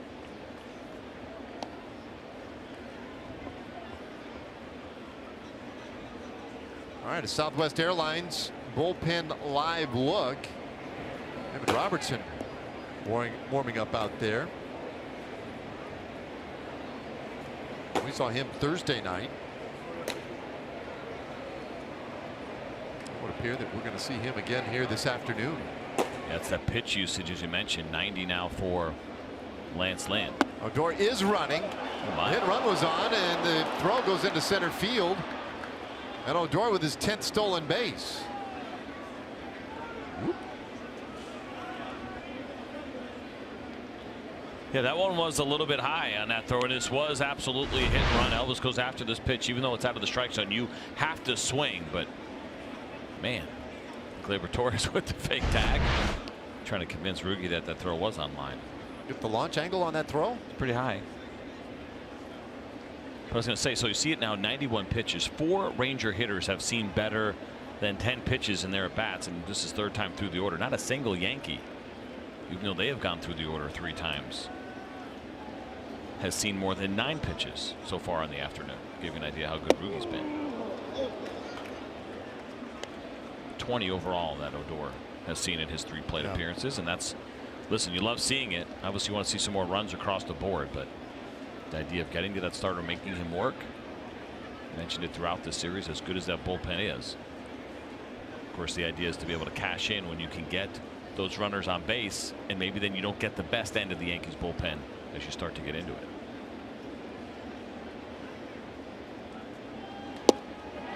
Oh, strike 3 call. And Andrews the second out of the inning. Elvis didn't seem to really like that call. We'll take a look here at the pitch. It was a fastball, it was away, and it was probably right on the corner. A little bit borderline, but at 95 miles an hour, Lance Lynn gets the call. So 2 away. It's going to be up to Adrian Beltre. 1 for 2 at a single up the middle his last time up. You mentioned that Lance Lynn's experience against the Rangers was confined exclusively to the 2011 World Series. 5 relief appearances, had a 6.35 ERA. Ended up getting the win in Game 3 of that World Series. And it was Beltre and Cruz with the back-to-back home runs in Game 6 that had him on the hook momentarily for the loss in that one. He was bailed out later in that game, as fans no doubt remember. But a guy the Rangers saw pretty well, competed well against in that 2011 World Series. Beltre would love to get him one more time here, maybe tie this game, or even better, put the Rangers in front. He's ahead 2-0. The velocity is still there for Lance Lynn, but you see that last pitch away, it kind of died on him a little bit, fell below the zone. That's showing some fatigue. It's not always about the velocity when you watch pitchers, but as they get deeper into the game, the pitch counts go up. You watch location, you watch movement to see if balls kind of tail off a little bit more than expected. That means that pitcher's not getting all the way through those pitches. That's a good one there at 94. You have to battle yourself, because it's your body that gets tired as well. Your legs get tired. It's very easy sometimes to maybe lose a little bit of that focus. Your mechanics get off just for a second. That's why we see those visits from pitching coaches and catchers, just to kind of remind a pitcher to maybe get through a pitch a little bit more. A 2-0 pitch was a good example of some of the fatigue we're probably seeing here from Lance Lynn. Full count on Adrian. Beltre had a season high 4 RBIs in yesterday's game.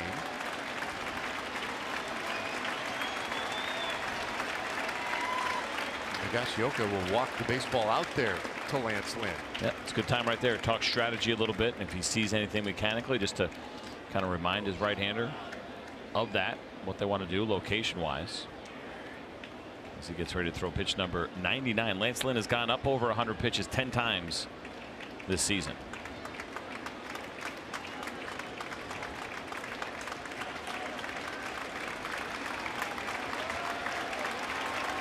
Odor with the tying run in his back pocket out there at second base. 3-2. A swing and a miss. And once again, Lynn gets a strikeout when he needs it. Inning is done. We're halfway to the house this afternoon. Yankees lead 2-1.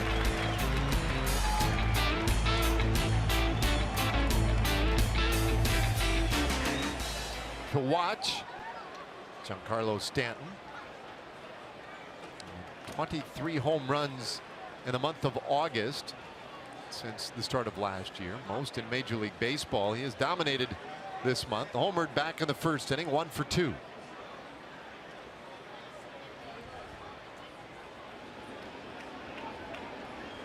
So Hutchison, pitch count much more in check than that of Lance Lynn. This could be a big inning for him. Get through this 2, 3, and 4 spot in the order of the Yankees here in the 5th inning and do it quietly, maybe quickly. Might start to sense or feel a little bit of a momentum shift toward the Rangers. They've had opportunity after opportunity on the offensive side against Lance Lynn, and Lynn may be done after his 5 innings. Stanton fouls it off. It's 1 and 2. No, you're right, and it's been a pretty good outing here so far. 4+ innings for Hutchison, and we had that strikeout against Brett Gardner to kick the game off. It's been his only strikeout so far this game, but he's done a good job of keeping these Yankee hitters off balance after we saw Stanton hit the home run and left those 2 runs in the first inning, and Duhar with the base hit and Bird with the double, but he hasn't allowed a hit since then. No, I take that back. He's allowed 1. Torres had the base hit last inning.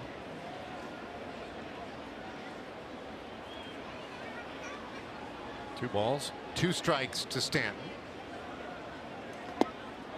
Oh! Yeah. Well, StatCast AI, powered by AWS, is going to show us that Stanton home run, and Hutchinson knew it right away, 104 miles an hour. But this one actually got a little bit closer than maybe we thought. Just about a row or 2 deep. But Drew Hutchinson has to be a little frustrated. The previous pitch that he threw, and that was a strike. And anytime you're facing a guy like Stanton, listen, it's any big leaguer, but the idea of what looked like it should have been called strike 3 doesn't get called. There's not too many of those that you're going to get past Stanton. High in the air, right field, and into that corner. Foul. It's amazing that that was even potentially a home run. That's how strong this guy is. I mean, he didn't look a little bit, I don't say off balance, but it looked like he kind of popped that up a little bit. Watch Chu here chasing this and realizing, yeah, this ball's not as deep as everybody thinks. And a couple errors there by some Yankee fans. Hot potato. Who's got it? They don't even know where the ball is right there. Another big 3-2 pitch, and it is high. So Stanton is on. That's also, I mean, the corners are a little tight here. I mean, it's 314 down the line to right, 316 into the left field corner, 318. 408 to center field. You do get the deep alleys. Exact same dimensions as the old Yankee Stadium. It was open in 1923. This one opened in 2009. It's also pointed, or its orientation the exact same as the old Yankee Stadium.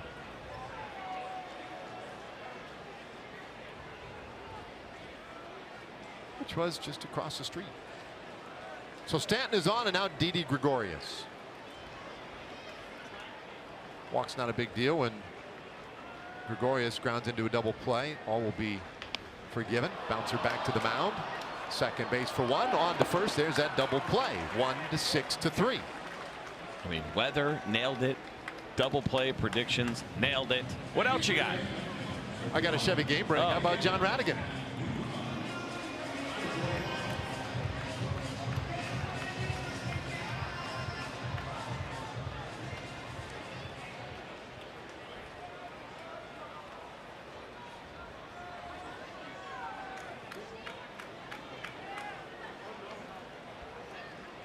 All right, thanks, John. Here is Miguel Andujar. I'm just an outside the box thinker. Yeah. CJ, that's all.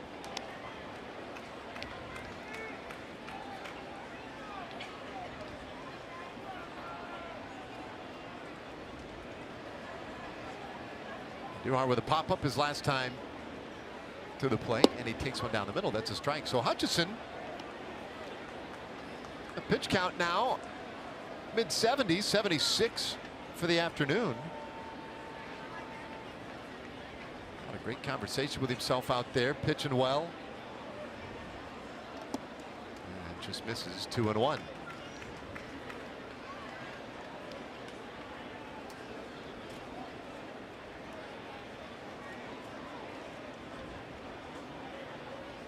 Now Jeffrey Springs getting ready out in the Rangers bullpen.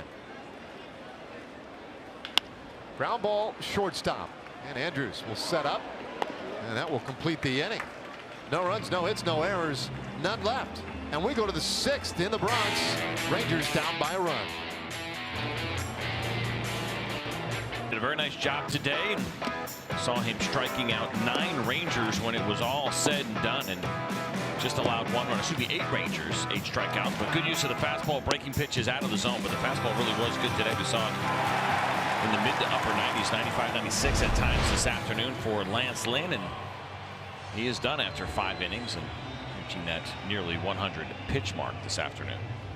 Well, our who's in, who's out pitching change, sponsored by In-N-Out Burger. The man who is in, David Robertson. You saw the man who was out, Lance Lynn. Game number 52 for Robertson. 65 strikeouts for him in those 52 innings. He has that full repertoire: sinker, cutter, slider, curveball, and changeup. And a lot of good things happening in this Yankee bullpen. David Robertson, and the ability to bring him in the 6th inning is one of them. And you'll see that two-seam fastball, the sinker, average around 94 miles an hour. The cutter is just a couple of miles an hour off of that at 92. Well, good movement on ball 1 to Profar. Profar, Gallo, Chirinos this inning. Jurickson takes a healthy rip.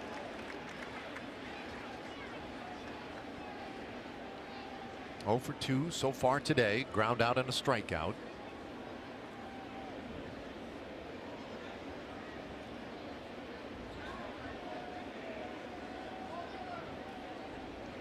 Not comfortable with the timing. He feels like Robertson's trying to rush him a little bit. 1-1.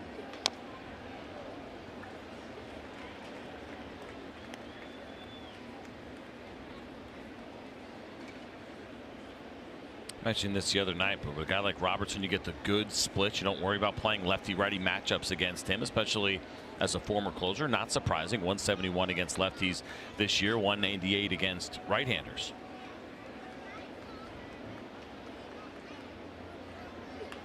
Profar up the middle. Ooh, nice snag by Gregorius. And he throws out Profar for out number 1.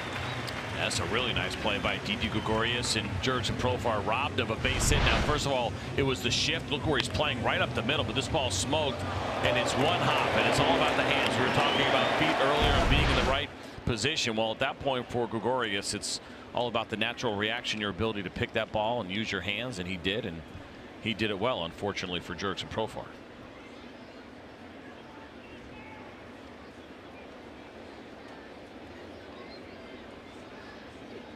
So Gallo takes one low and in.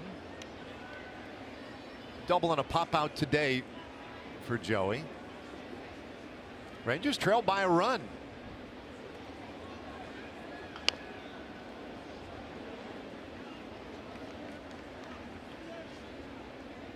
On one hand, you feel good. They're within striking distance. They have put a lot of balls in play. They've had base runners aplenty.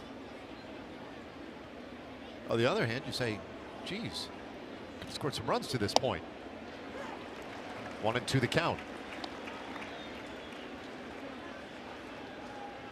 Well, I think anytime you're within a run in today's age, and with the lineup the Rangers trot out there, you feel like you've always got a shot. 2-2 the count.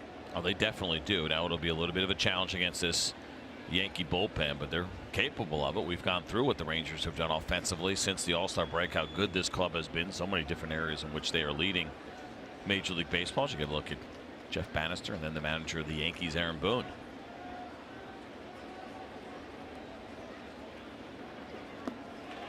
Swing and a miss. Gallo chases strike 3.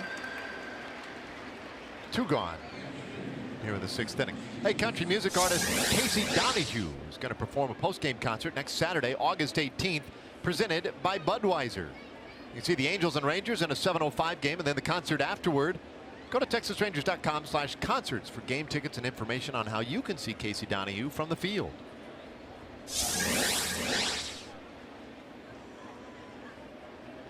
Now 2 outs. Here is Chirinos.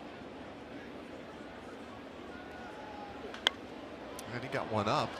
But pops it up back behind home plate and out of play.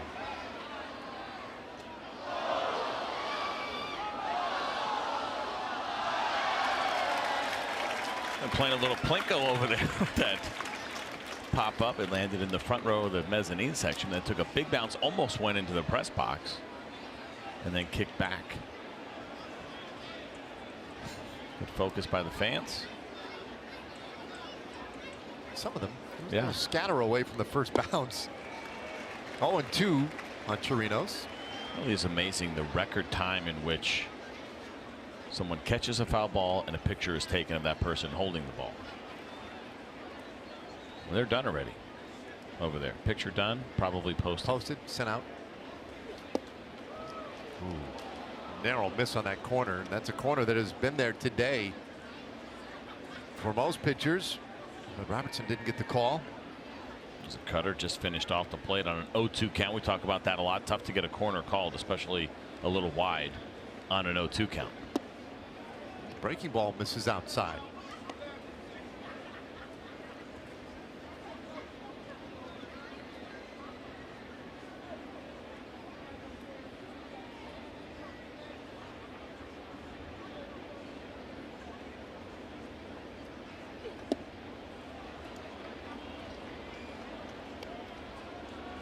We'd love to get Chirinos on in this 6th inning, get Guzman to the plate. Ronald has walked twice so far today, coming off a 3-homer game yesterday. And Chirinos lifts this one high in the air, right side foul. Is that playable? Higashioka wants it, and he gives way to Bird. Wow. And that's the first time today that the Rangers have gone in order in a half inning. We go to the bottom of the 6th, 2-1.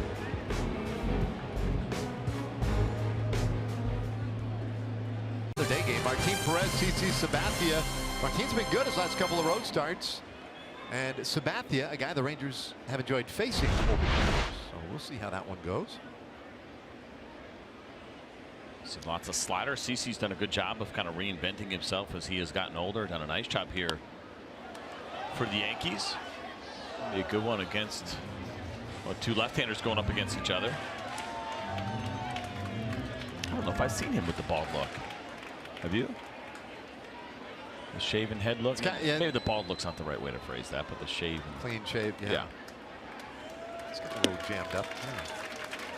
1-1 the count on Greg Bird. Bird, RBI double in the first inning. That was a big 2-out RBI for him. In fact, right now the difference in the game. It's this ball out to right field, and that's going to get down. Chu will pick it up out there in the corner. Bird goes for 2, and he'll be in there easily with a leadoff double.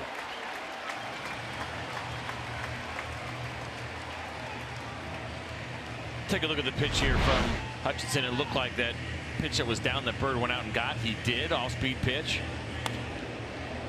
Hooks it down the right field line. She's a fastball at 90 miles an hour.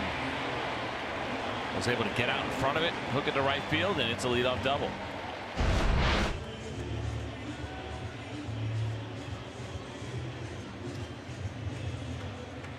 So Bird's been a pretty tough customer today, and he's out there for Gleyber Torres, who had a base hit in the 4th inning.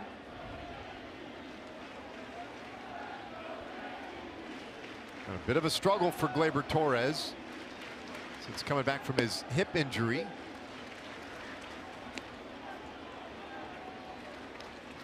Closest thing to a slump that he has had, coming back since July 25th. Average all below 200 during that stretch.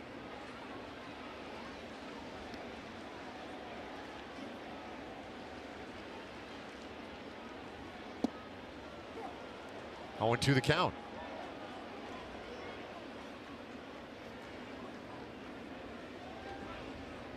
Well, we get focused on the score and the fact that the Rangers down by a run need to get something going. Drew Hutchison at this point maybe not getting enough attention for what he is doing. Give him 2 runs in the first, but has been very good. Overall, an excellent effort today. And seems to have enough in the tank to get through this 6th inning. It would be ideal. I agree. I mean, he has done a pretty good job here. It's a tough lineup here in New York. Anytime you pitch in this stadium against this lineup, it's going to be a challenge. Those 2 runs came in the 1st inning. He throws up 4 zeros after that. He's got a little bit of a battle here now to try to work through the 6th. But yeah, I'm with you. He's done a nice job this afternoon.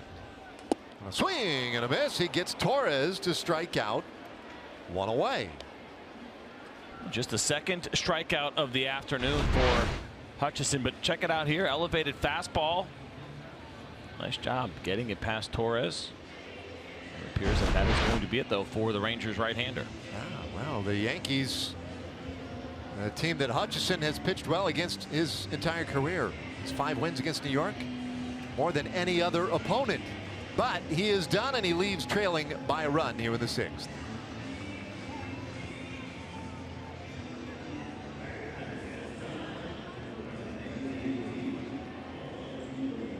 Here at the bottom of the 6th inning, a man on, 1 out.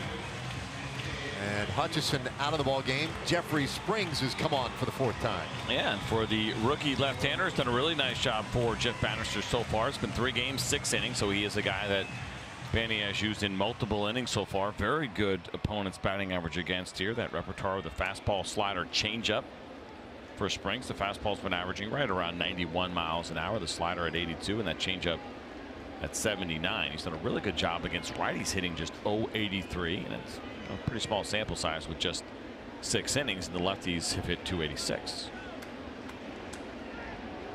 So the bottom 3rd of the order, Neil Walker, the 7th place hitter, steps in with Bird at 2nd base, and Springs misses just a little below the zone. Interesting for Hutchison today, by the way, is 5 1/3 innings. He started it with a strikeout of Brett Gardner. He ended it with a strikeout of Gleyber Torres. His only 2 strikeouts of the day. Bookending an outing with strikeouts, certainly always a good thing, but it was a good day for him overall. We'll see if Springs can keep that run from scoring. That is his responsibility out on 2nd base.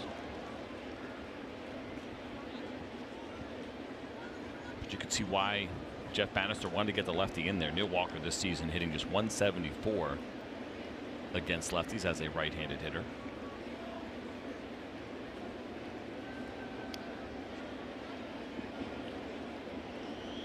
And this ball lined out to left field. That drops in.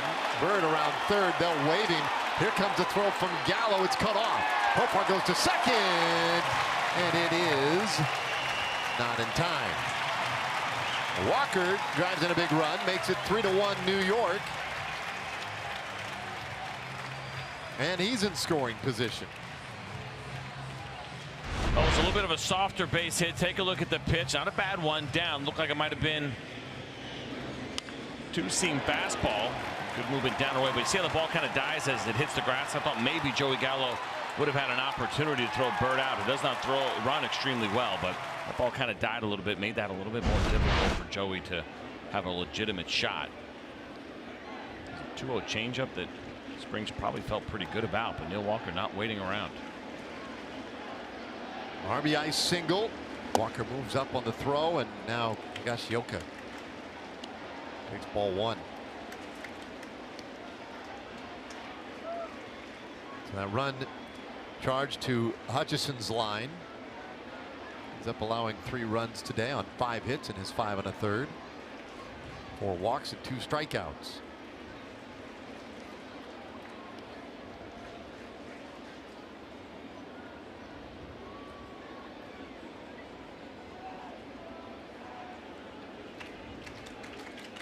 Yankees won the opener Thursday night. Rangers came back last night to even the series. And now New York with the lead this afternoon, 3-1, and that one is inside. Ball 2. Higashioka has walked and flied out.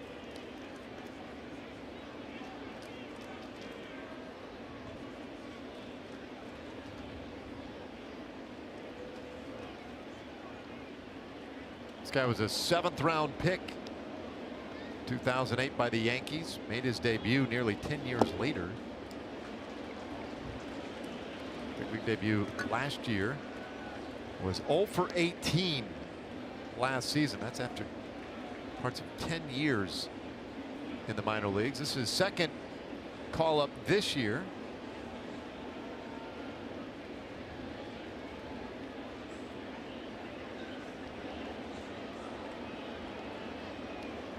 Was not hitting the ball particularly well in the minor leagues either. His average today well under 200. He takes a strike, 3-1. Not in there for his offense so much as it the job he does behind the plate, the depth they need behind the plate.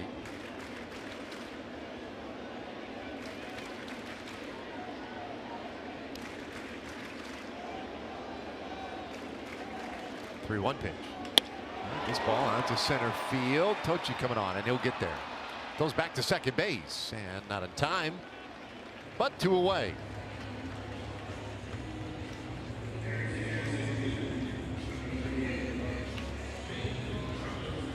So Shane Robinson, the 9th place hitter, also 0 for 1 with a walk.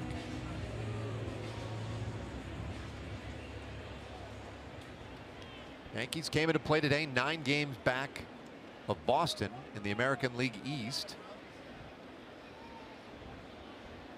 Boston had a bit of a marathon game last night. They won 19-10 in Tampa.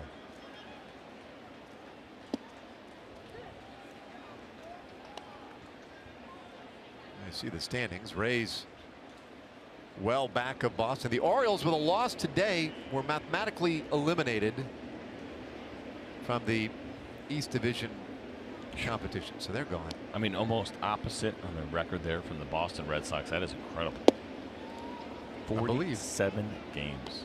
Yeah, and with as many games remaining in the season, it's the earliest a team in the divisional era has been mathematically eliminated. Combination, obviously, of 2 things: a really, really good season by Boston, and a historically bad season by Baltimore. 2-1. It's interesting too with Baltimore. We didn't really get into this when they were just in town recently, but this is the 30th anniversary of the season in which Baltimore started 0-21. And I'm not so sure that they're not going to have a worse record this year than they had 30 years ago. Good change up there from Springs in a 2-1 count. We've seen it now against a couple of right-handers, not afraid to throw the changeup instead of going to the fastball. Counts that you may assume there would be a fastball. 2-0 to Neil Walker. He got a base hit on the changeup, and then 2-1 there to Robinson. 2-2, and it's a full count. So the 1988 Baltimore Orioles ended up with 107 losses. That's a lot. 54 and 107. And this current Orioles team, well, they might be right in line with that. There's a swing and a miss, strike 3. Robinson strikes out, and that ends the 6th inning. But another run scores, and the Yankees now lead 3-1.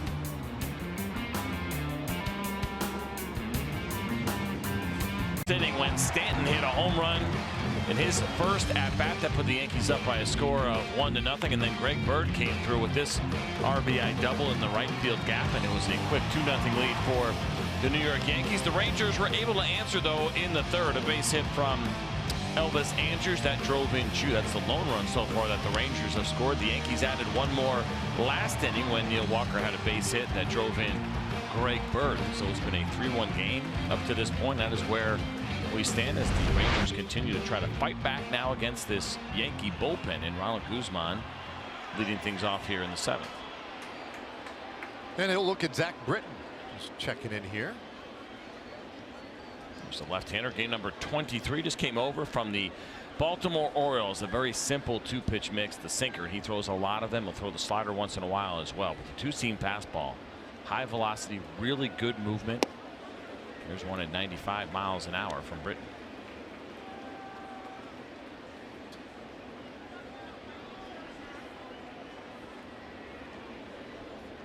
Guzman a couple of walks today.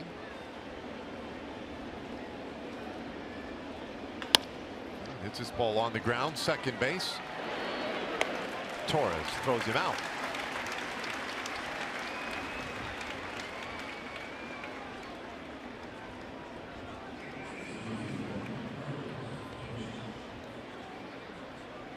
So 1 away, and here comes Carlos Tocci.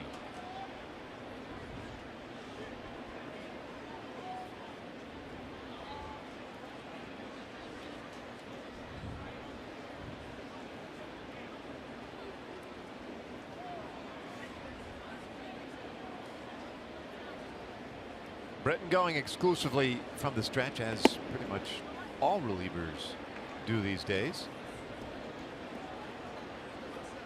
Remember, that used to be a thing. You'll see a couple that still do it once in a while that'll throw out of the windup. I'm not a huge fan of that necessarily. You're always going to make your biggest pitches out of the stretch, and so I like the idea of relievers being comfortable the entire time. Guys that go back and forth, it's because they like throwing from the windup a little bit better. This conversation a couple of years ago with John Smoltz, who did both, right? He was a starter, then a closer, back to starting and going through all that. He said he actually likes seeing relievers throw from the windup. He did as a closer. Whoa, comebacker, nice snare by Britton. Whoa, and he fires a fastball that just about got away from him. I tried to put a little too much on that one, but he takes care of Tocci, 1 away. Take a look at this by Zach Britton. First of all, very nice play here as he gets that high hop, but almost maybe a little bit too much time to think, and then it's the crow hop and put a little on him. Might have sailed on him a little bit, but Greg Bird, no problem handling that throw at first. Well, that thing moves just a little bit more to the left. It's going a long way. So 2 out. And Chu, who's been on 2 of the 3 times he's come to the plate. Single, a double. Flying out his last time, takes a strike.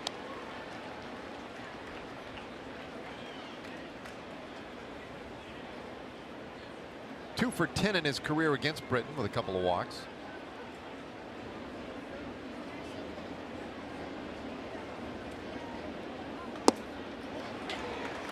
Quickly in a hole 0-2. Take a look at the breaking ball I mentioned. You don't see too many of them. You'll definitely see more against lefties than you will righties for Britton. But after the 95-mile-an-hour fastball, it comes right back with a good breaking ball in the strike zone.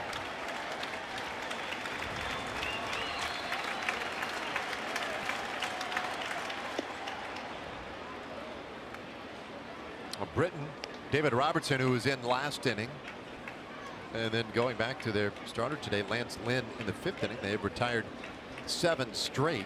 The last Rangers hit, got to go back to the 3rd inning. Had a couple of walks since then, though.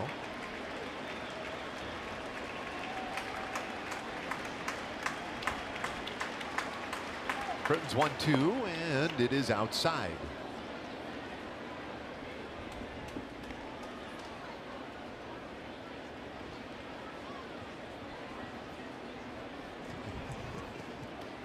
Chance again, guys. At least for one of them. The other guys, you know, he could be more of the superstitious type. Last time he broke the red jersey out. Yeah. The shoe flew out, so he's going to keep it down. It's got a piece of that. Stays 2-2. And there it is. Just hanging it this time.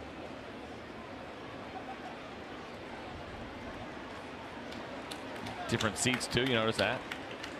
Move back a row? Yep, one guy did. It's all part of the plan. Part of a plan. Yeah. Game of adjustments, the 2-2. And it's low and in, full count. You've seen this a few times before from Chu. Quickly down in the count, 0-2 against a tough lefty. He's gotten the count all the way back full. No, if he can find his way on, the tying run gets to the plate here in the 7th. 3-2. And a little tapper over the mound. Charging across for Gregorius with a bare end and can't get it. So Chu is on. That's right, raise him up. Infield hit.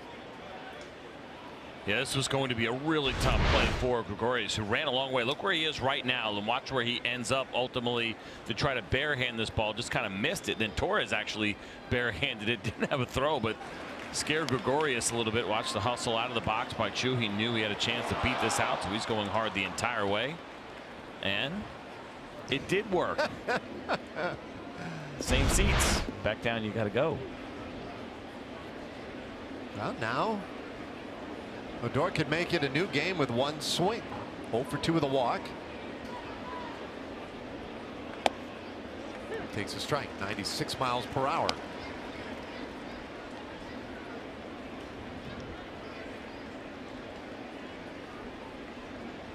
Rugi 1 for 5 against Britton in his career with a walk.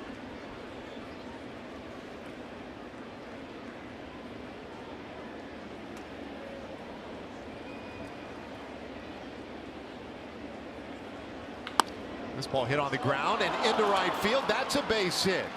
Chu will stop at second, but back-to-back 2-out singles. Rangers trying to build something in the 7th inning. Not only a couple of singles, but against the left-hander Britton, who had limited lefties to a .222 batting average coming into this one. Nice job by Rugi to go down and get that pitch. You know you're going to get a lot at the knees or below the zone when you're facing Zach Britton, because he relies on the sinker so much. 94% of the time he throws that pitch. Those two-seam fastballs, you rarely elevate them intentionally. Certainly Zach Britton does not. So you can look down in the zone, stay focused in the zone. Even if he throws that slider, it's going to be down. It's a nice job by Rugi to go get it and hit it hard.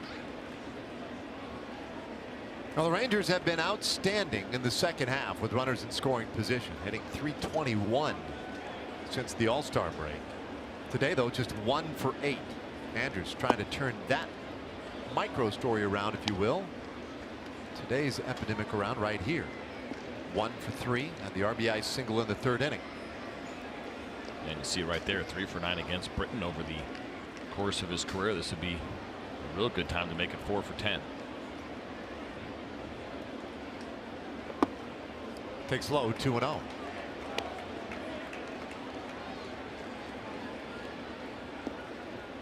Andrews in a pretty decent groove as well. Saw his 19-game hitting streak come to an end Thursday. Bounced back with 4 hits yesterday. Season high for him. And today has driven in the only Rangers run.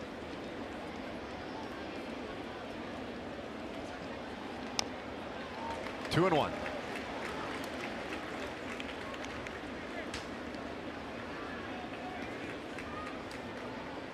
Dylan Betances getting ready out of the Yankees bullpen now. Top of the 7th. Not a game or a series rather this year that has been driven almost exclusively by home runs. Bit of a pitcher's duel today.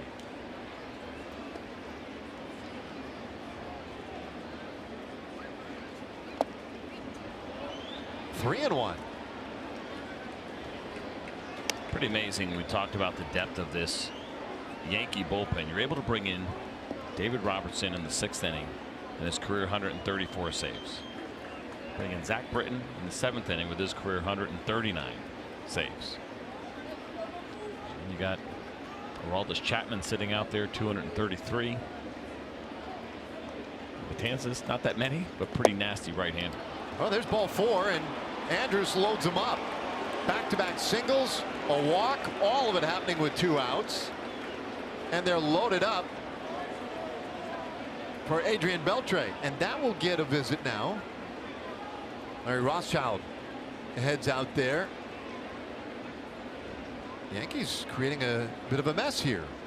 Well, Betances, I don't think, had enough time to get ready, and they'd love to see Britton be able to work his way out of this jam anyway as a new Yankee, getting him comfortable in that role, and something he's not really used to doing at this point in his career, where you're not pitching in the 9th inning. And sometimes you think about adrenaline, whether or not that plays a part in this. Now, we made a good pitch to Chu, and Chu found a way to get on base and keep the inning alive, and then it was a door base hit, but then the walk. And that's the one thing with Zach Britton, as good as he is and as live as the arm is, and it's a good one. Once in a while, because that sinker lives below the zone as much as it does, you worry a little bit about command issues. Last year, only pitched in 38 games, but the walk rate was up over 4. This year, Not a lot of action, 21 and a third innings coming into this game, but the walk rate was nearly 6 per 9. They can get away from him every once in a while. He's never really had that elite command. He had one really good year where it was big. Back in 2015, just a 1.9 walk rate, but the other years he's been a little bit more human when it comes to the command. Well, he's created quite a spot here. Chu at third, Odor at second, Andrews at first, and the 1-0 to Beltre. That one misses. 2-0. And now he's getting into that spot where he's going to be forced to try and throw something really good to Beltre, a guy who has hit 2 home runs off him in his career. Beltre 3 for 10 against Britain, with 2 of them landing on the other side of the fence. Adrian could really afford to kind of look up in the zone here a little bit, force Britain to elevate that fastball somewhat. 3-0.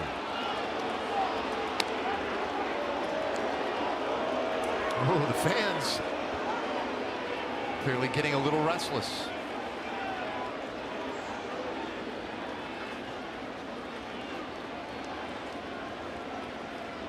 Bases loaded, 2 out.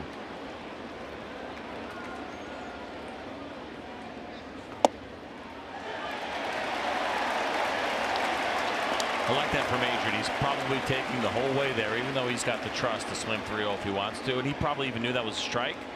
Kind of starts leaning and walking toward first base a little bit, just to put that in Zach Britton's head. A little gamemanship between Adrian Beltre and Zach Britton. Another strike, full count.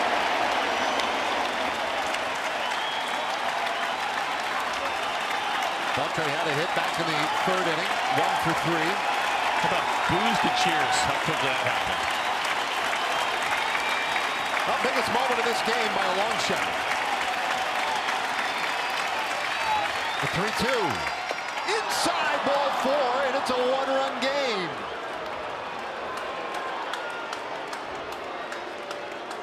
A bases loaded walk.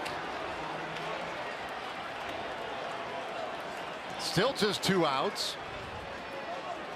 That'll bring up Jurickson Profar.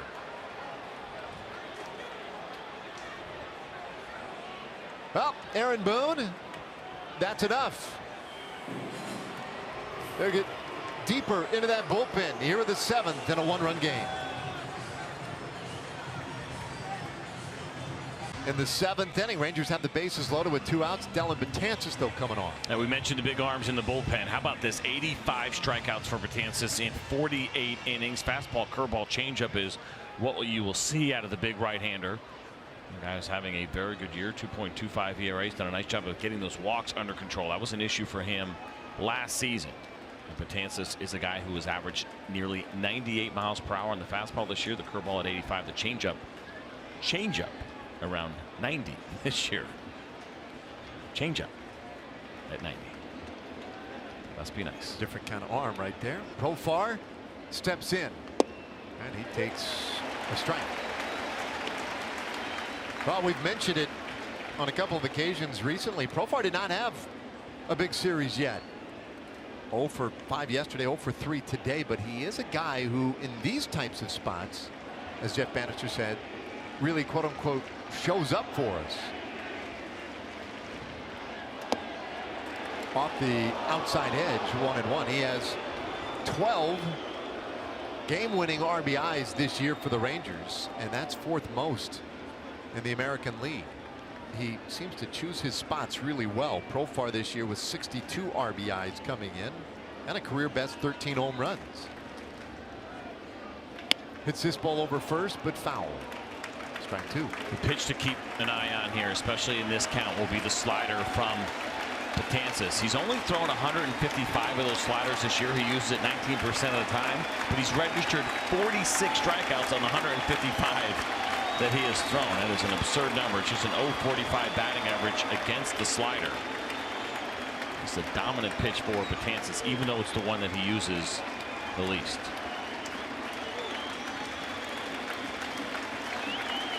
Odor, Andrews, and Beltre, 3rd to 1st. Big right-hander Betances ready. Ball. Oh, do we see a balk? We did! A balk called, and this game is tied at 3. How about that? Wow. So this is a play that's not reviewable, but obviously something happened here with Betances because he stepped off pretty quickly. It's almost sometimes you do it out of guilt. You realize you did something wrong, and so you try to step off really quick and hope that nobody will notice. We'll take a look at the replay right here. Let's see if he started to come set and if that's what happened. Okay, he's set. You know what? A little bit of movement with the hands, maybe. It's a tough call. And he strikes out Profar on the next pitch. But just before the bar ties the game. 3-3 is the middle of the 7th inning. Time for God Bless America. And we'll turn it over to the public address announcer here at Yankee Stadium, Paul Olden. Inning for the Rangers in the 7th with 2 outs. The infield hit from Chu and then the base hit from Rougned Odor. Elvis Andrews walked to load the bases, and then Adrian Beltre walked to drive in a run. And then it was the balk here by Dylan Betances that was called. Jurickson Profar made the call as well, and that is the way that the Rangers tied things up in the top of the 7th inning. So it is 3-3 as we go to the bottom of the 7th inning, and the rookie Jeffrey Springs still out there pitching from the windup. You were just talking about that, Dave Raymond. There you go. Every once in a while you will see a reliever that does that, more comfortable in those spots. It's also pretty interesting too, right? How compact these little windups have become. No doubt. But you're right, that is a rarity. Don't see the big swinging arms anymore over the head, the high Sandy Koufax leg kick or whatever it may be. Daniel Megden, he's the the last remaining wackadoodle out there. Love it. Ponchos are back out. 2 balls and a strike to Brett Gardner. There they go.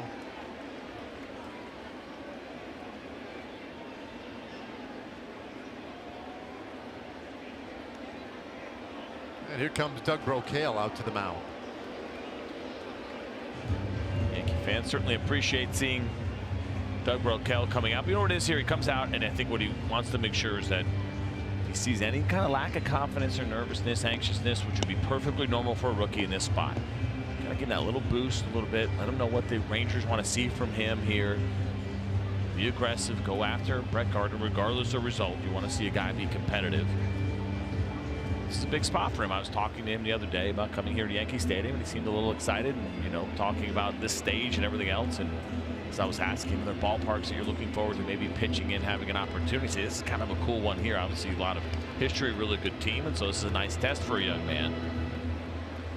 For Doug Brocail, just that little bit of boost to say, hey, you're good enough. Go ahead, make sure you go right after him. We want to see your best versus these guys. Gardner goes after the 3-1, but sends it up into the seats. Full count. So that rain is back.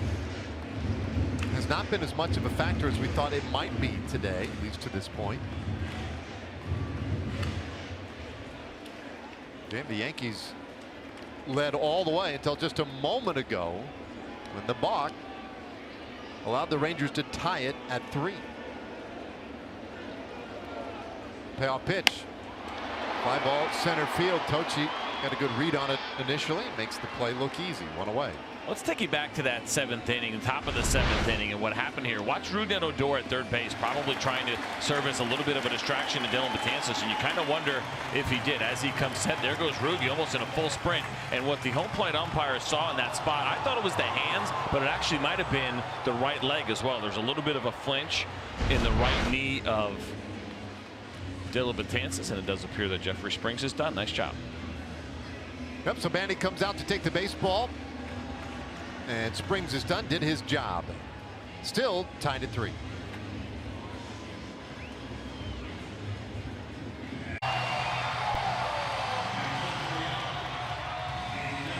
All right, thanks, Rads. And now Chris Martin called upon by the Rangers. Tie game, bottom of the 7th inning. Game number 32 for Chris Martin. Great job on the walk to strikeout ratio this year. Fastball, cutter, slider, and split finger that you'll see from the Rangers right-hander. And Martin this year, 7.6 strikeouts per night. Just an excellent walk rate, though. 1.6 walks. Ground ball rate's been 41% for him, right around league average. Just a little A little bit below, but the fastball so far this season averaging 95 miles per hour.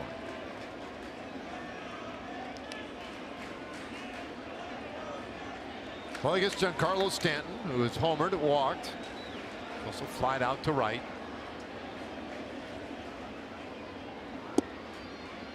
And he drops a strike right in there. Oh, what a weird day. While Martin was warming up, the rain was really coming down. Right as we begin play, the rain stops.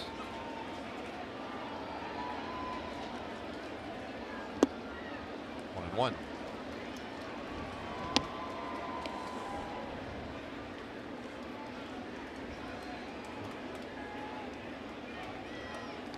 Martin yesterday got a couple of outs, but also allowed 2 runs. Gregorius and Andujar singled against him to begin the outing, and his outing ended with Austin Romine bringing both of them in. Wet bar soap. Let's change that for baseball. Fans just relentless here as Chris Martin drops the ball and he hears it a little bit, and you see Stanton also kind of wiping off his helmet. Now this will be interesting. We've seen the we've seen the Rangers work Stanton up and in a lot with the fastball. Chris Martin goes with that cutter down and away at 91 miles an hour. And Stanton's done a good job against the right-handed curveball cutter this year. He's hit .313, but it's that fastball up and in. Just a 136 batting average on fastballs up and in, 111 on fastballs up and over the plate. This is from right-handed pitching. That's certainly the spot that you would like to go. That's a liner up the middle, base hit for Stanton. Yankees have a big base runner on in the 7th inning. But all things considered, the worst thing that can happen with him up there. Yep, trying to go down and away. Looked like it might have been a cutter that sat middle. Stanton drills this thing right back up the middle. Look at that kind of spin on the ball as it came back a little bit towards center field. Ball was well struck. He'll be grateful, I think, in a spot like that he was unable to elevate it, and he only gets a base hit.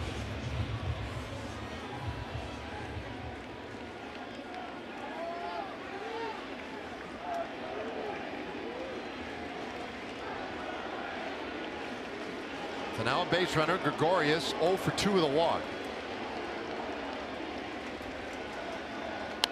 And he fouls this one back out of play.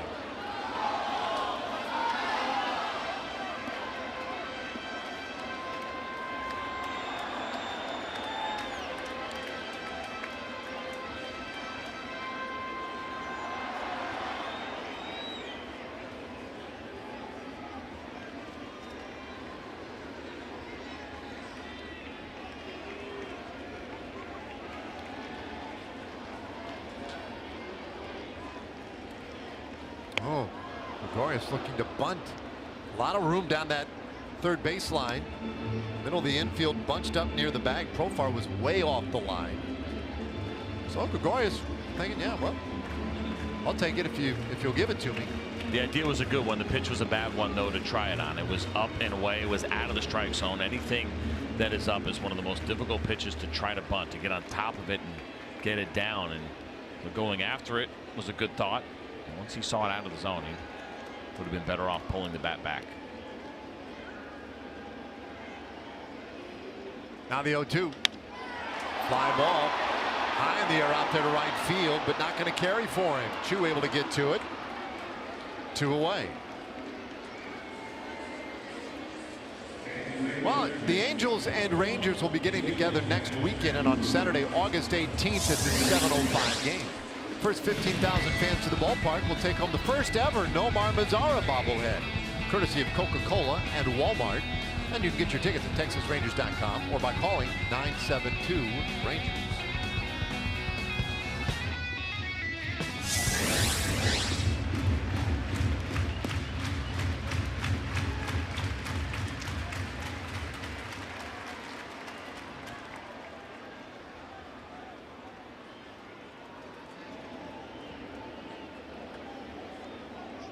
So with 2 away, it's Andujar, and he shoots it out to right field. That one could be trouble. Chu looks up. It's gone. 17th home run of the year for Miguel Andujar, and it's the opposite way. Gives the Yankees a 5-3 lead.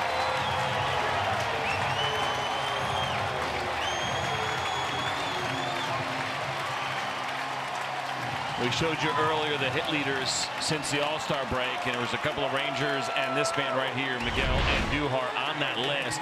Trying to go down and away. That pitch ends up being up and away at 94 miles an hour, and that level swing of Andujar gives him the opportunity to get to high pitches and especially high velocities, and he does. And this is a line shot to right field and a good piece of hitting by the Yankee rookie third baseman. Their second home run of the year, or the game rather. Continues a trend for the Yankees.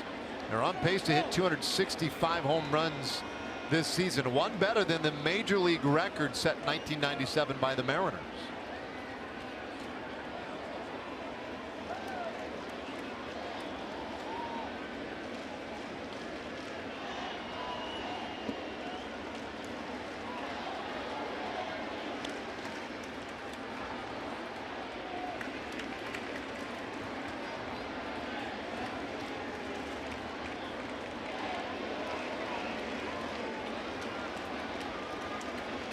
Five-3 New York. 1-1. Birds had a good day. Couple of doubles. Driven in a run, scored a run. 5 runs, 8 hits for New York. 3 runs, 7 hits for the Rangers.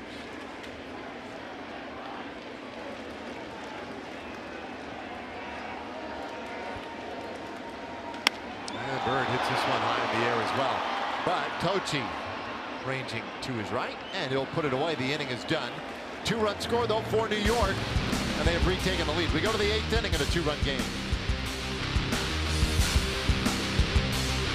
In left field, made a very nice play. Andujar ranging way to his left. Nice little turn there, and that throw to Elvis Andrus, and Drew Hutchison helping himself out on the ground ball, getting that 1-6-3 double play. We saw Didi Gregorius make a nice play on Jurickson Profar earlier this afternoon. That was a really nice one, showing off the hands a little bit. So both of these clubs flashing a little bit of leather. As there you see the Yankee shortstop Gregorius.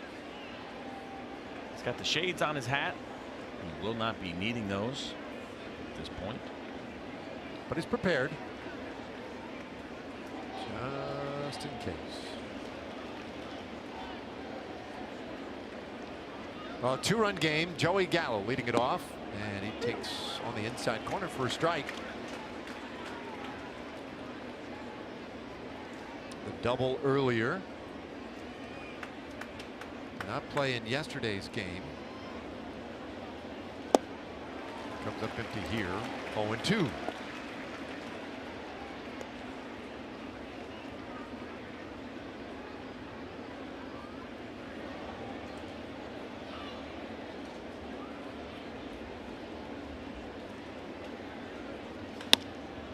This ball out to left field, but right to Gardner.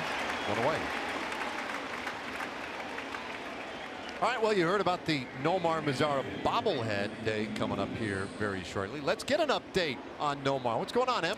Yeah, so he started at DH last night, the night before. He played 5 innings in right field. He should be back in the lineup tonight. And in talking to Nomar last night, he said he felt good. He didn't have any hits last night, but it's not really about that. It's about getting him back in baseball shape, making sure that that thumb responds well, and it seems to have done that so far. Jeff Bannister said there's no rush to get him back up to the big league level.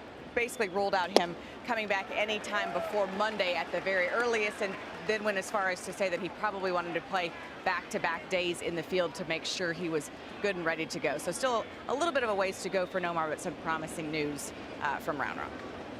Yeah, quality at bats is certainly what you want to see. You want to make sure you're seeing the ball well, feeling good. It's not about those results for big leaguers. Anytime you go down on those rehabs, it's always difficult to kind of replicate the same adrenaline. Doesn't quite feel the same. The quality of pitching is a little bit lower than what you're going to see at the big league level. It makes a lot of sense. Back-to-back days defensively are really important. How he recovers from being out there on the field. We mentioned last night. Just makes a lot of sense to be somewhat cautious at this point in the season with Nomar Mazara.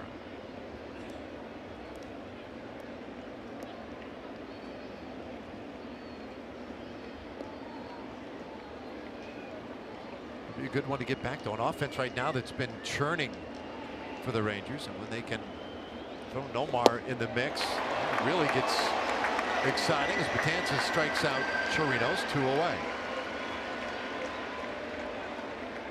Well, I mentioned the Diamondbacks coming to town next week, Monday and Tuesday, just a 2-game interleague series, and you come out to the ballpark for either or both days. Great seats still available.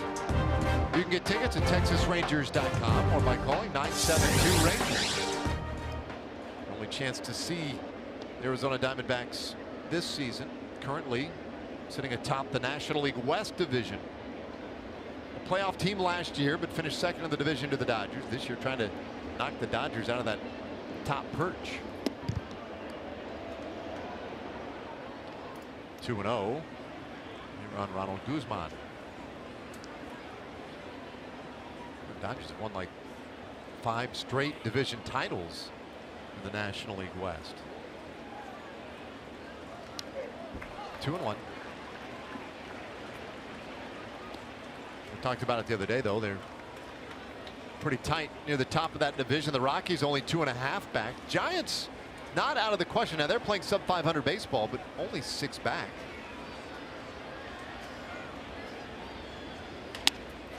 On the ground, right side. Picked up by Gleyber Torres, and it's a 1-2-3, top of the 8th inning. All right, last of the 8th coming. Yankees leading the Rangers by 2. No hidden fees. That's transparency. By Ford. Visit your local Texas Ford dealer during the Ford Summer Sales Event. Ford is the best in Texas. And by Shiner Light Blonde. It's light done right.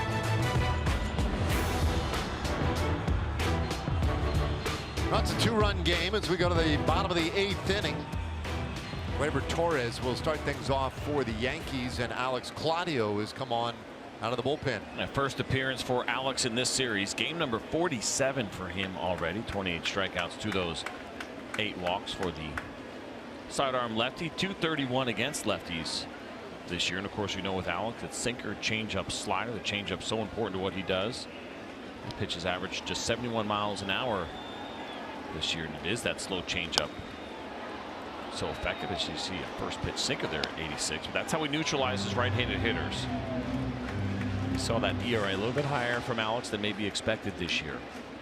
He's run into a little bit of trouble where a couple of these right-handers have kind of taken the opposite field approach against him. It's gotten him into a little bit of trouble.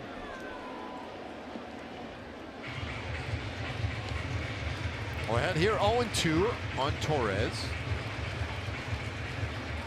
Torres had that base hit to start the 4th inning. He's also grounded out and struck out today. Teams have split the first 2 games of this series. We'll wrap it up tomorrow. There's a ground ball shortstop. And Andrews throws out the Yankees' second base, put 1 away.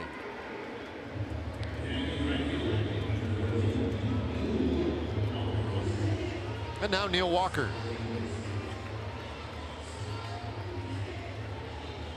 It's starting to get a little darker here. Boy, that sun came out for a spell there in the middle innings, and it was bright and shiny. And now those dark clouds have eased over the top of us again.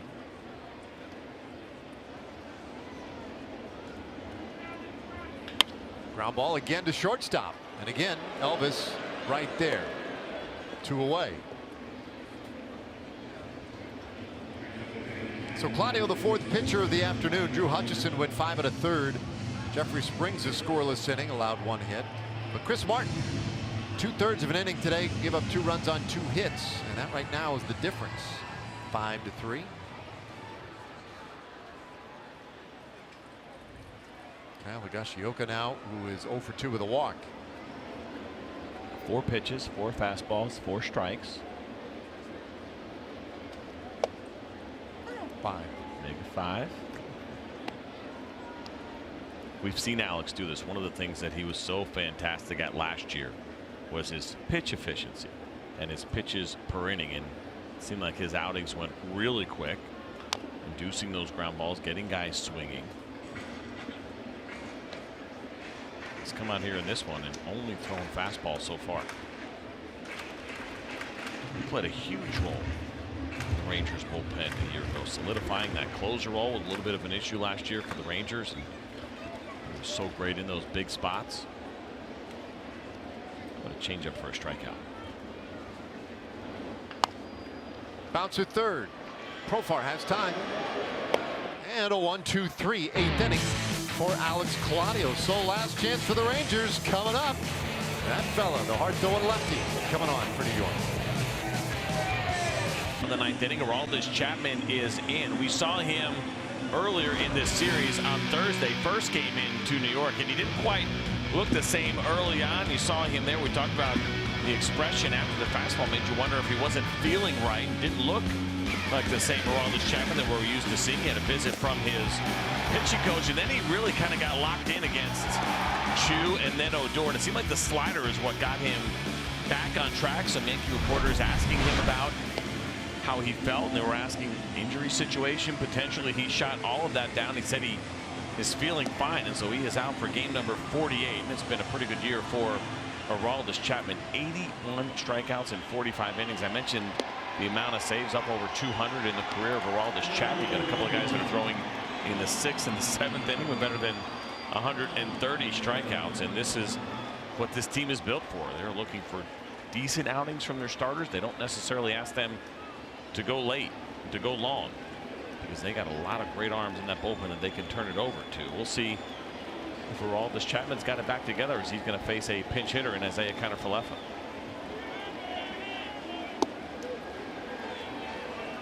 A 97 with a fastball, but misses in.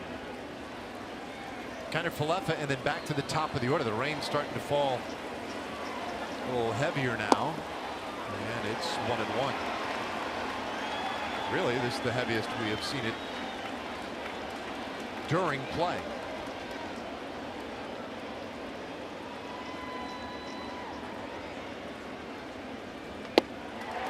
On and 2 the count.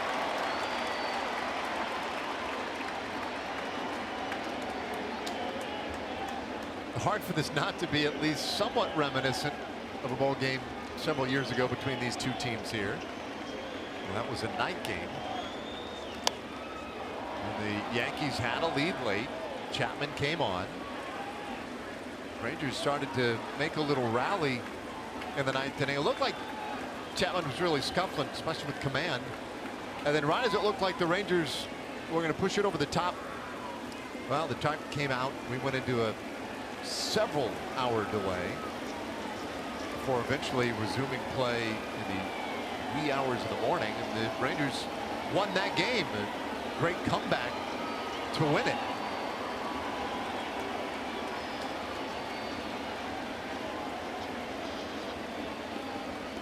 One-two to Kiner-Falefa, way up and out.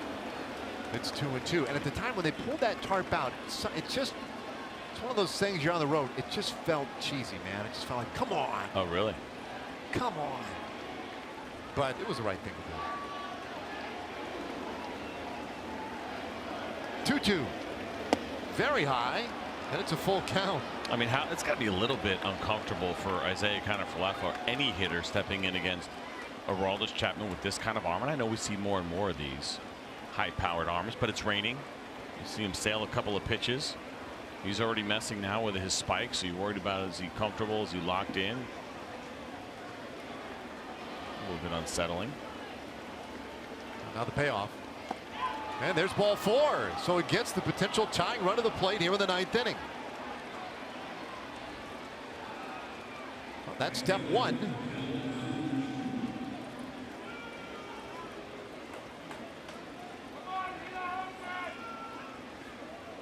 Well, you just detailed what happened the other night with Chapman, and he did not quite look right. The command was off a little bit early until he started throwing that slider and got the feel for that, and then that really changed the game.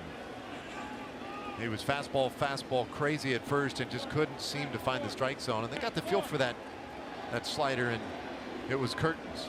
It's not an uncommon thing to happen to some pitchers where, you know, you have the high-powered fastball, or even any fastball for that matter. Your arm slot doesn't feel right, release point is off, and then you go out and you go to something else. A lot of times your catcher will force you to kind of throw that off-speed pitch, whatever it may be, to get you back locked in, and that seemed to work really well for Chapman the other night. It's a fastball in for a strike to Chu. 3 hits today for Chu. Scored a couple of runs. 0-2.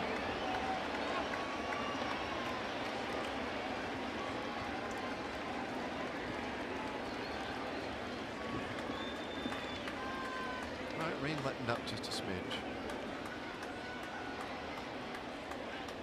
Lights are on.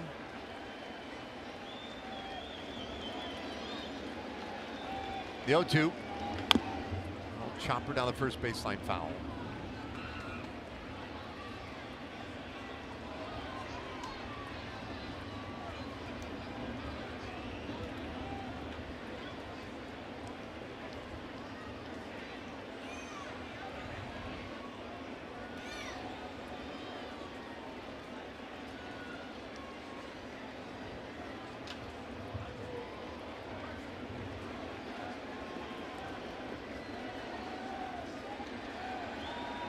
Kind of Falefa off first. The 0-2. That slider misses up. Like Chapman slowed down on that one a little bit, as if he tried to guide it there. It's certainly not where he wants to miss. If anything, prefer to put that slider away off the plate, or at least down below the zone.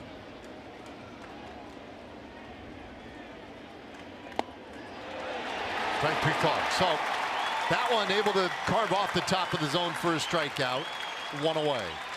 Yeah, and Chu knew it right away. It's that late break that you get on the good slider from Aroldis Chapman. Again, trying to go down or away, but he was able to catch the top of the zone. Unintentional on the location, but still effective.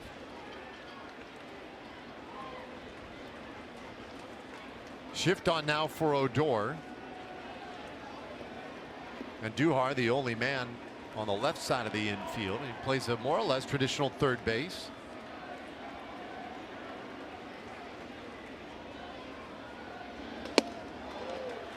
First slider, a little bit high for a ball.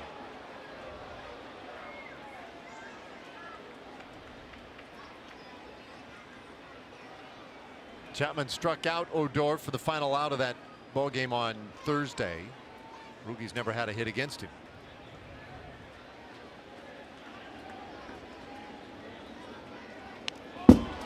1-1.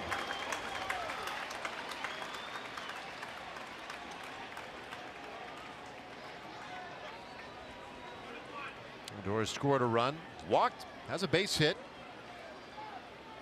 He's had some really good at bats today. He's seen a lot of pitches.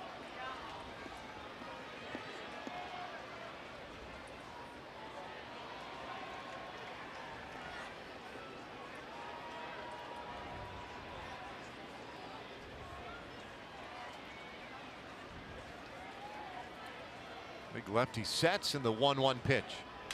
And a ground ball through the left side, base hit. The tying runs are on base. Odor's first hit against Chapman in his career. And this inning starting to set up a little bit. Well, nice job by Rugi. You're sitting here, you're facing high velocity with Aroldis Chapman. That one is up and away, but Staley just keeps the head right on it. And we talked earlier about the shifts that we've seen from the Yankees. With 2 strikes, there's a good chance that Andujar would have been over there. At least that's what we have seen so far today. But in that count, when just 1-1, closer to third base. It's a really nice at bat by Rougned Odor. He's done a good job today with his at bats. Mentioned those pitches that he has seen. Now a couple of hits and a walk. Yeah, not a flashy day, but a very workmanlike day. And it's been productive. And now Elvis Andrus.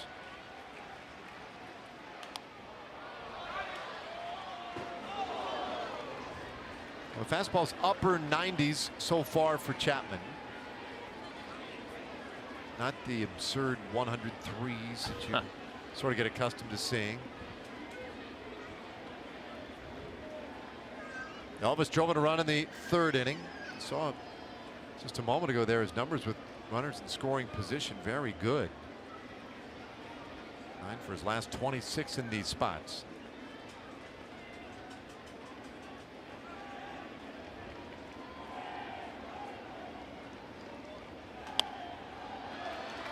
No balls, 2 strikes.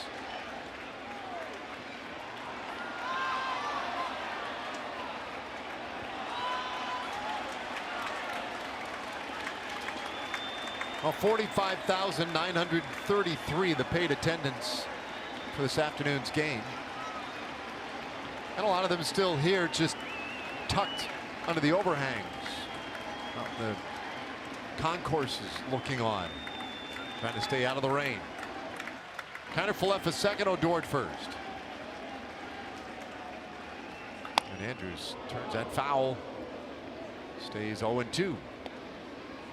Seems like Chapman is having a hard time getting that slider down out of the zone. That's where the target was, 0-2 count, trying to bury it. Couldn't get it all the way there, and it's a nice job by Elvis to keep the at-bat alive. Look where the glove is. It's a good pitch. Still not as far down as he would like it.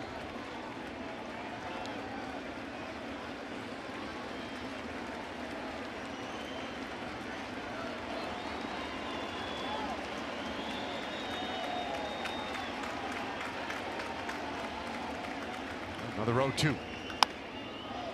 And this one popped up. Infield fly rule should be in effect. It is. 2 away.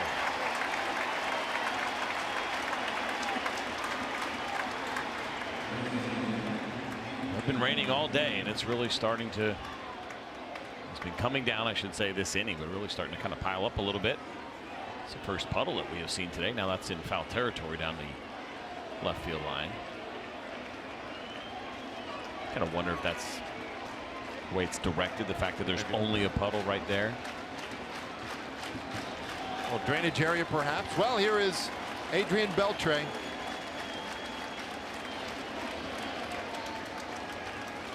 He takes low one in.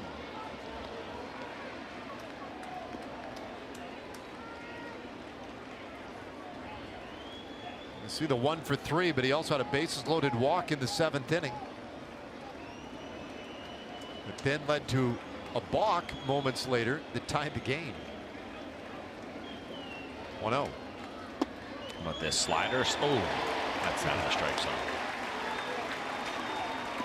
Adrian's got to be frustrated with that, working hard against a really good closer with a live arm. That is definitely not a strike. But it's slider so far to Beltre. He's been very good against high velocities over the last 2 years, 96 and higher, 16 for 51. That's good for a 314 batting average. Now this is fun. One of the game's all-time greats at the plate in the form of Adrian Beltre, and one of the game's elite power arms out on the mound in Chapman. The 1-1 pitch fouled away. And that'll get them back to their feet.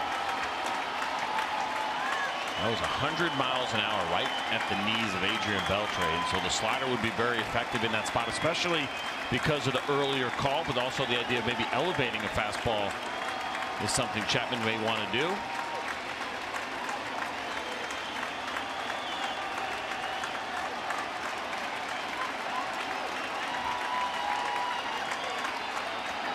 Time called.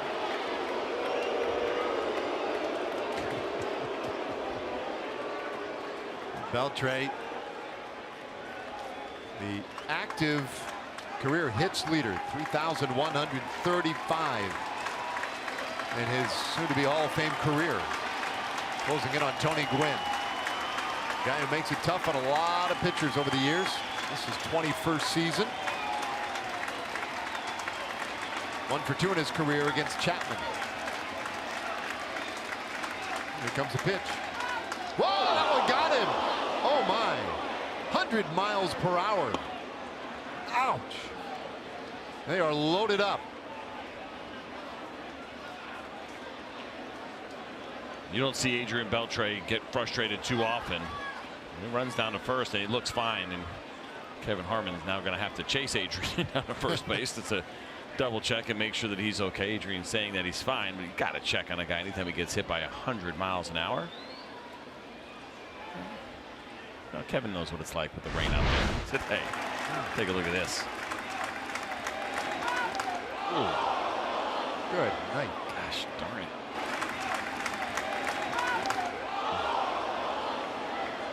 Right above the knee on the right leg. Let's see, he's got a really strong lower half. no. Look like, look like I caught him in leg. the left leg. Thankfully above his knee. Ooh. I'll put some ice on that a little later. Wow. Bases are loaded for Jurickson Profar. Now, he had a big opportunity in the 7th with the bases loaded and 2 out. At the time, the game was tied. And we mentioned at the time that Profar is that guy who has stepped into these spots on so many occasions and delivered. 12 times he has produced the game-winning RBI. Oftentimes late in the game. Down by 2, bases loaded. And he takes a slider in. Ball 1.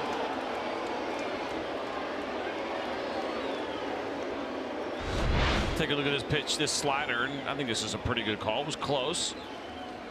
It ends up finishing in off the plate. A base hit to the outfield could tie this game. 2-0.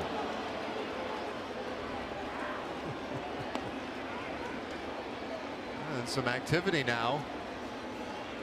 Jonathan Holder beginning to get loose for the Yankees. So you surprised not to see Drew Robinson running for Adrian after he took that ball off the leg? You wait till he gets in a scoring position. It's kind of tough. Yeah, he's the go-ahead run. Yeah, is the thing, and I hear you.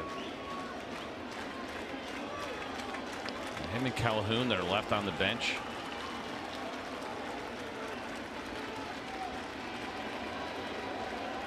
Oh, inside. No, strike called. 2-1. That was right on the edge. Well, it's a good take. You certainly don't want Jurickson Profar swinging at this pitch. Up and in, probably, I'd say borderline at best, but not a lot you can do with that pitch, I think, in a 2-0 count. Rangers 2 walks and a single against Chapman here in the 9th inning, down by 2.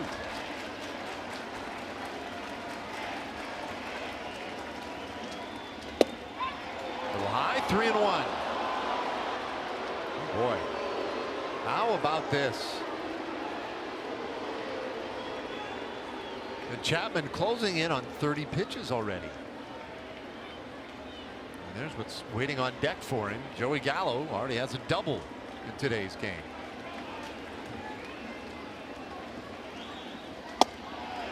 Full count.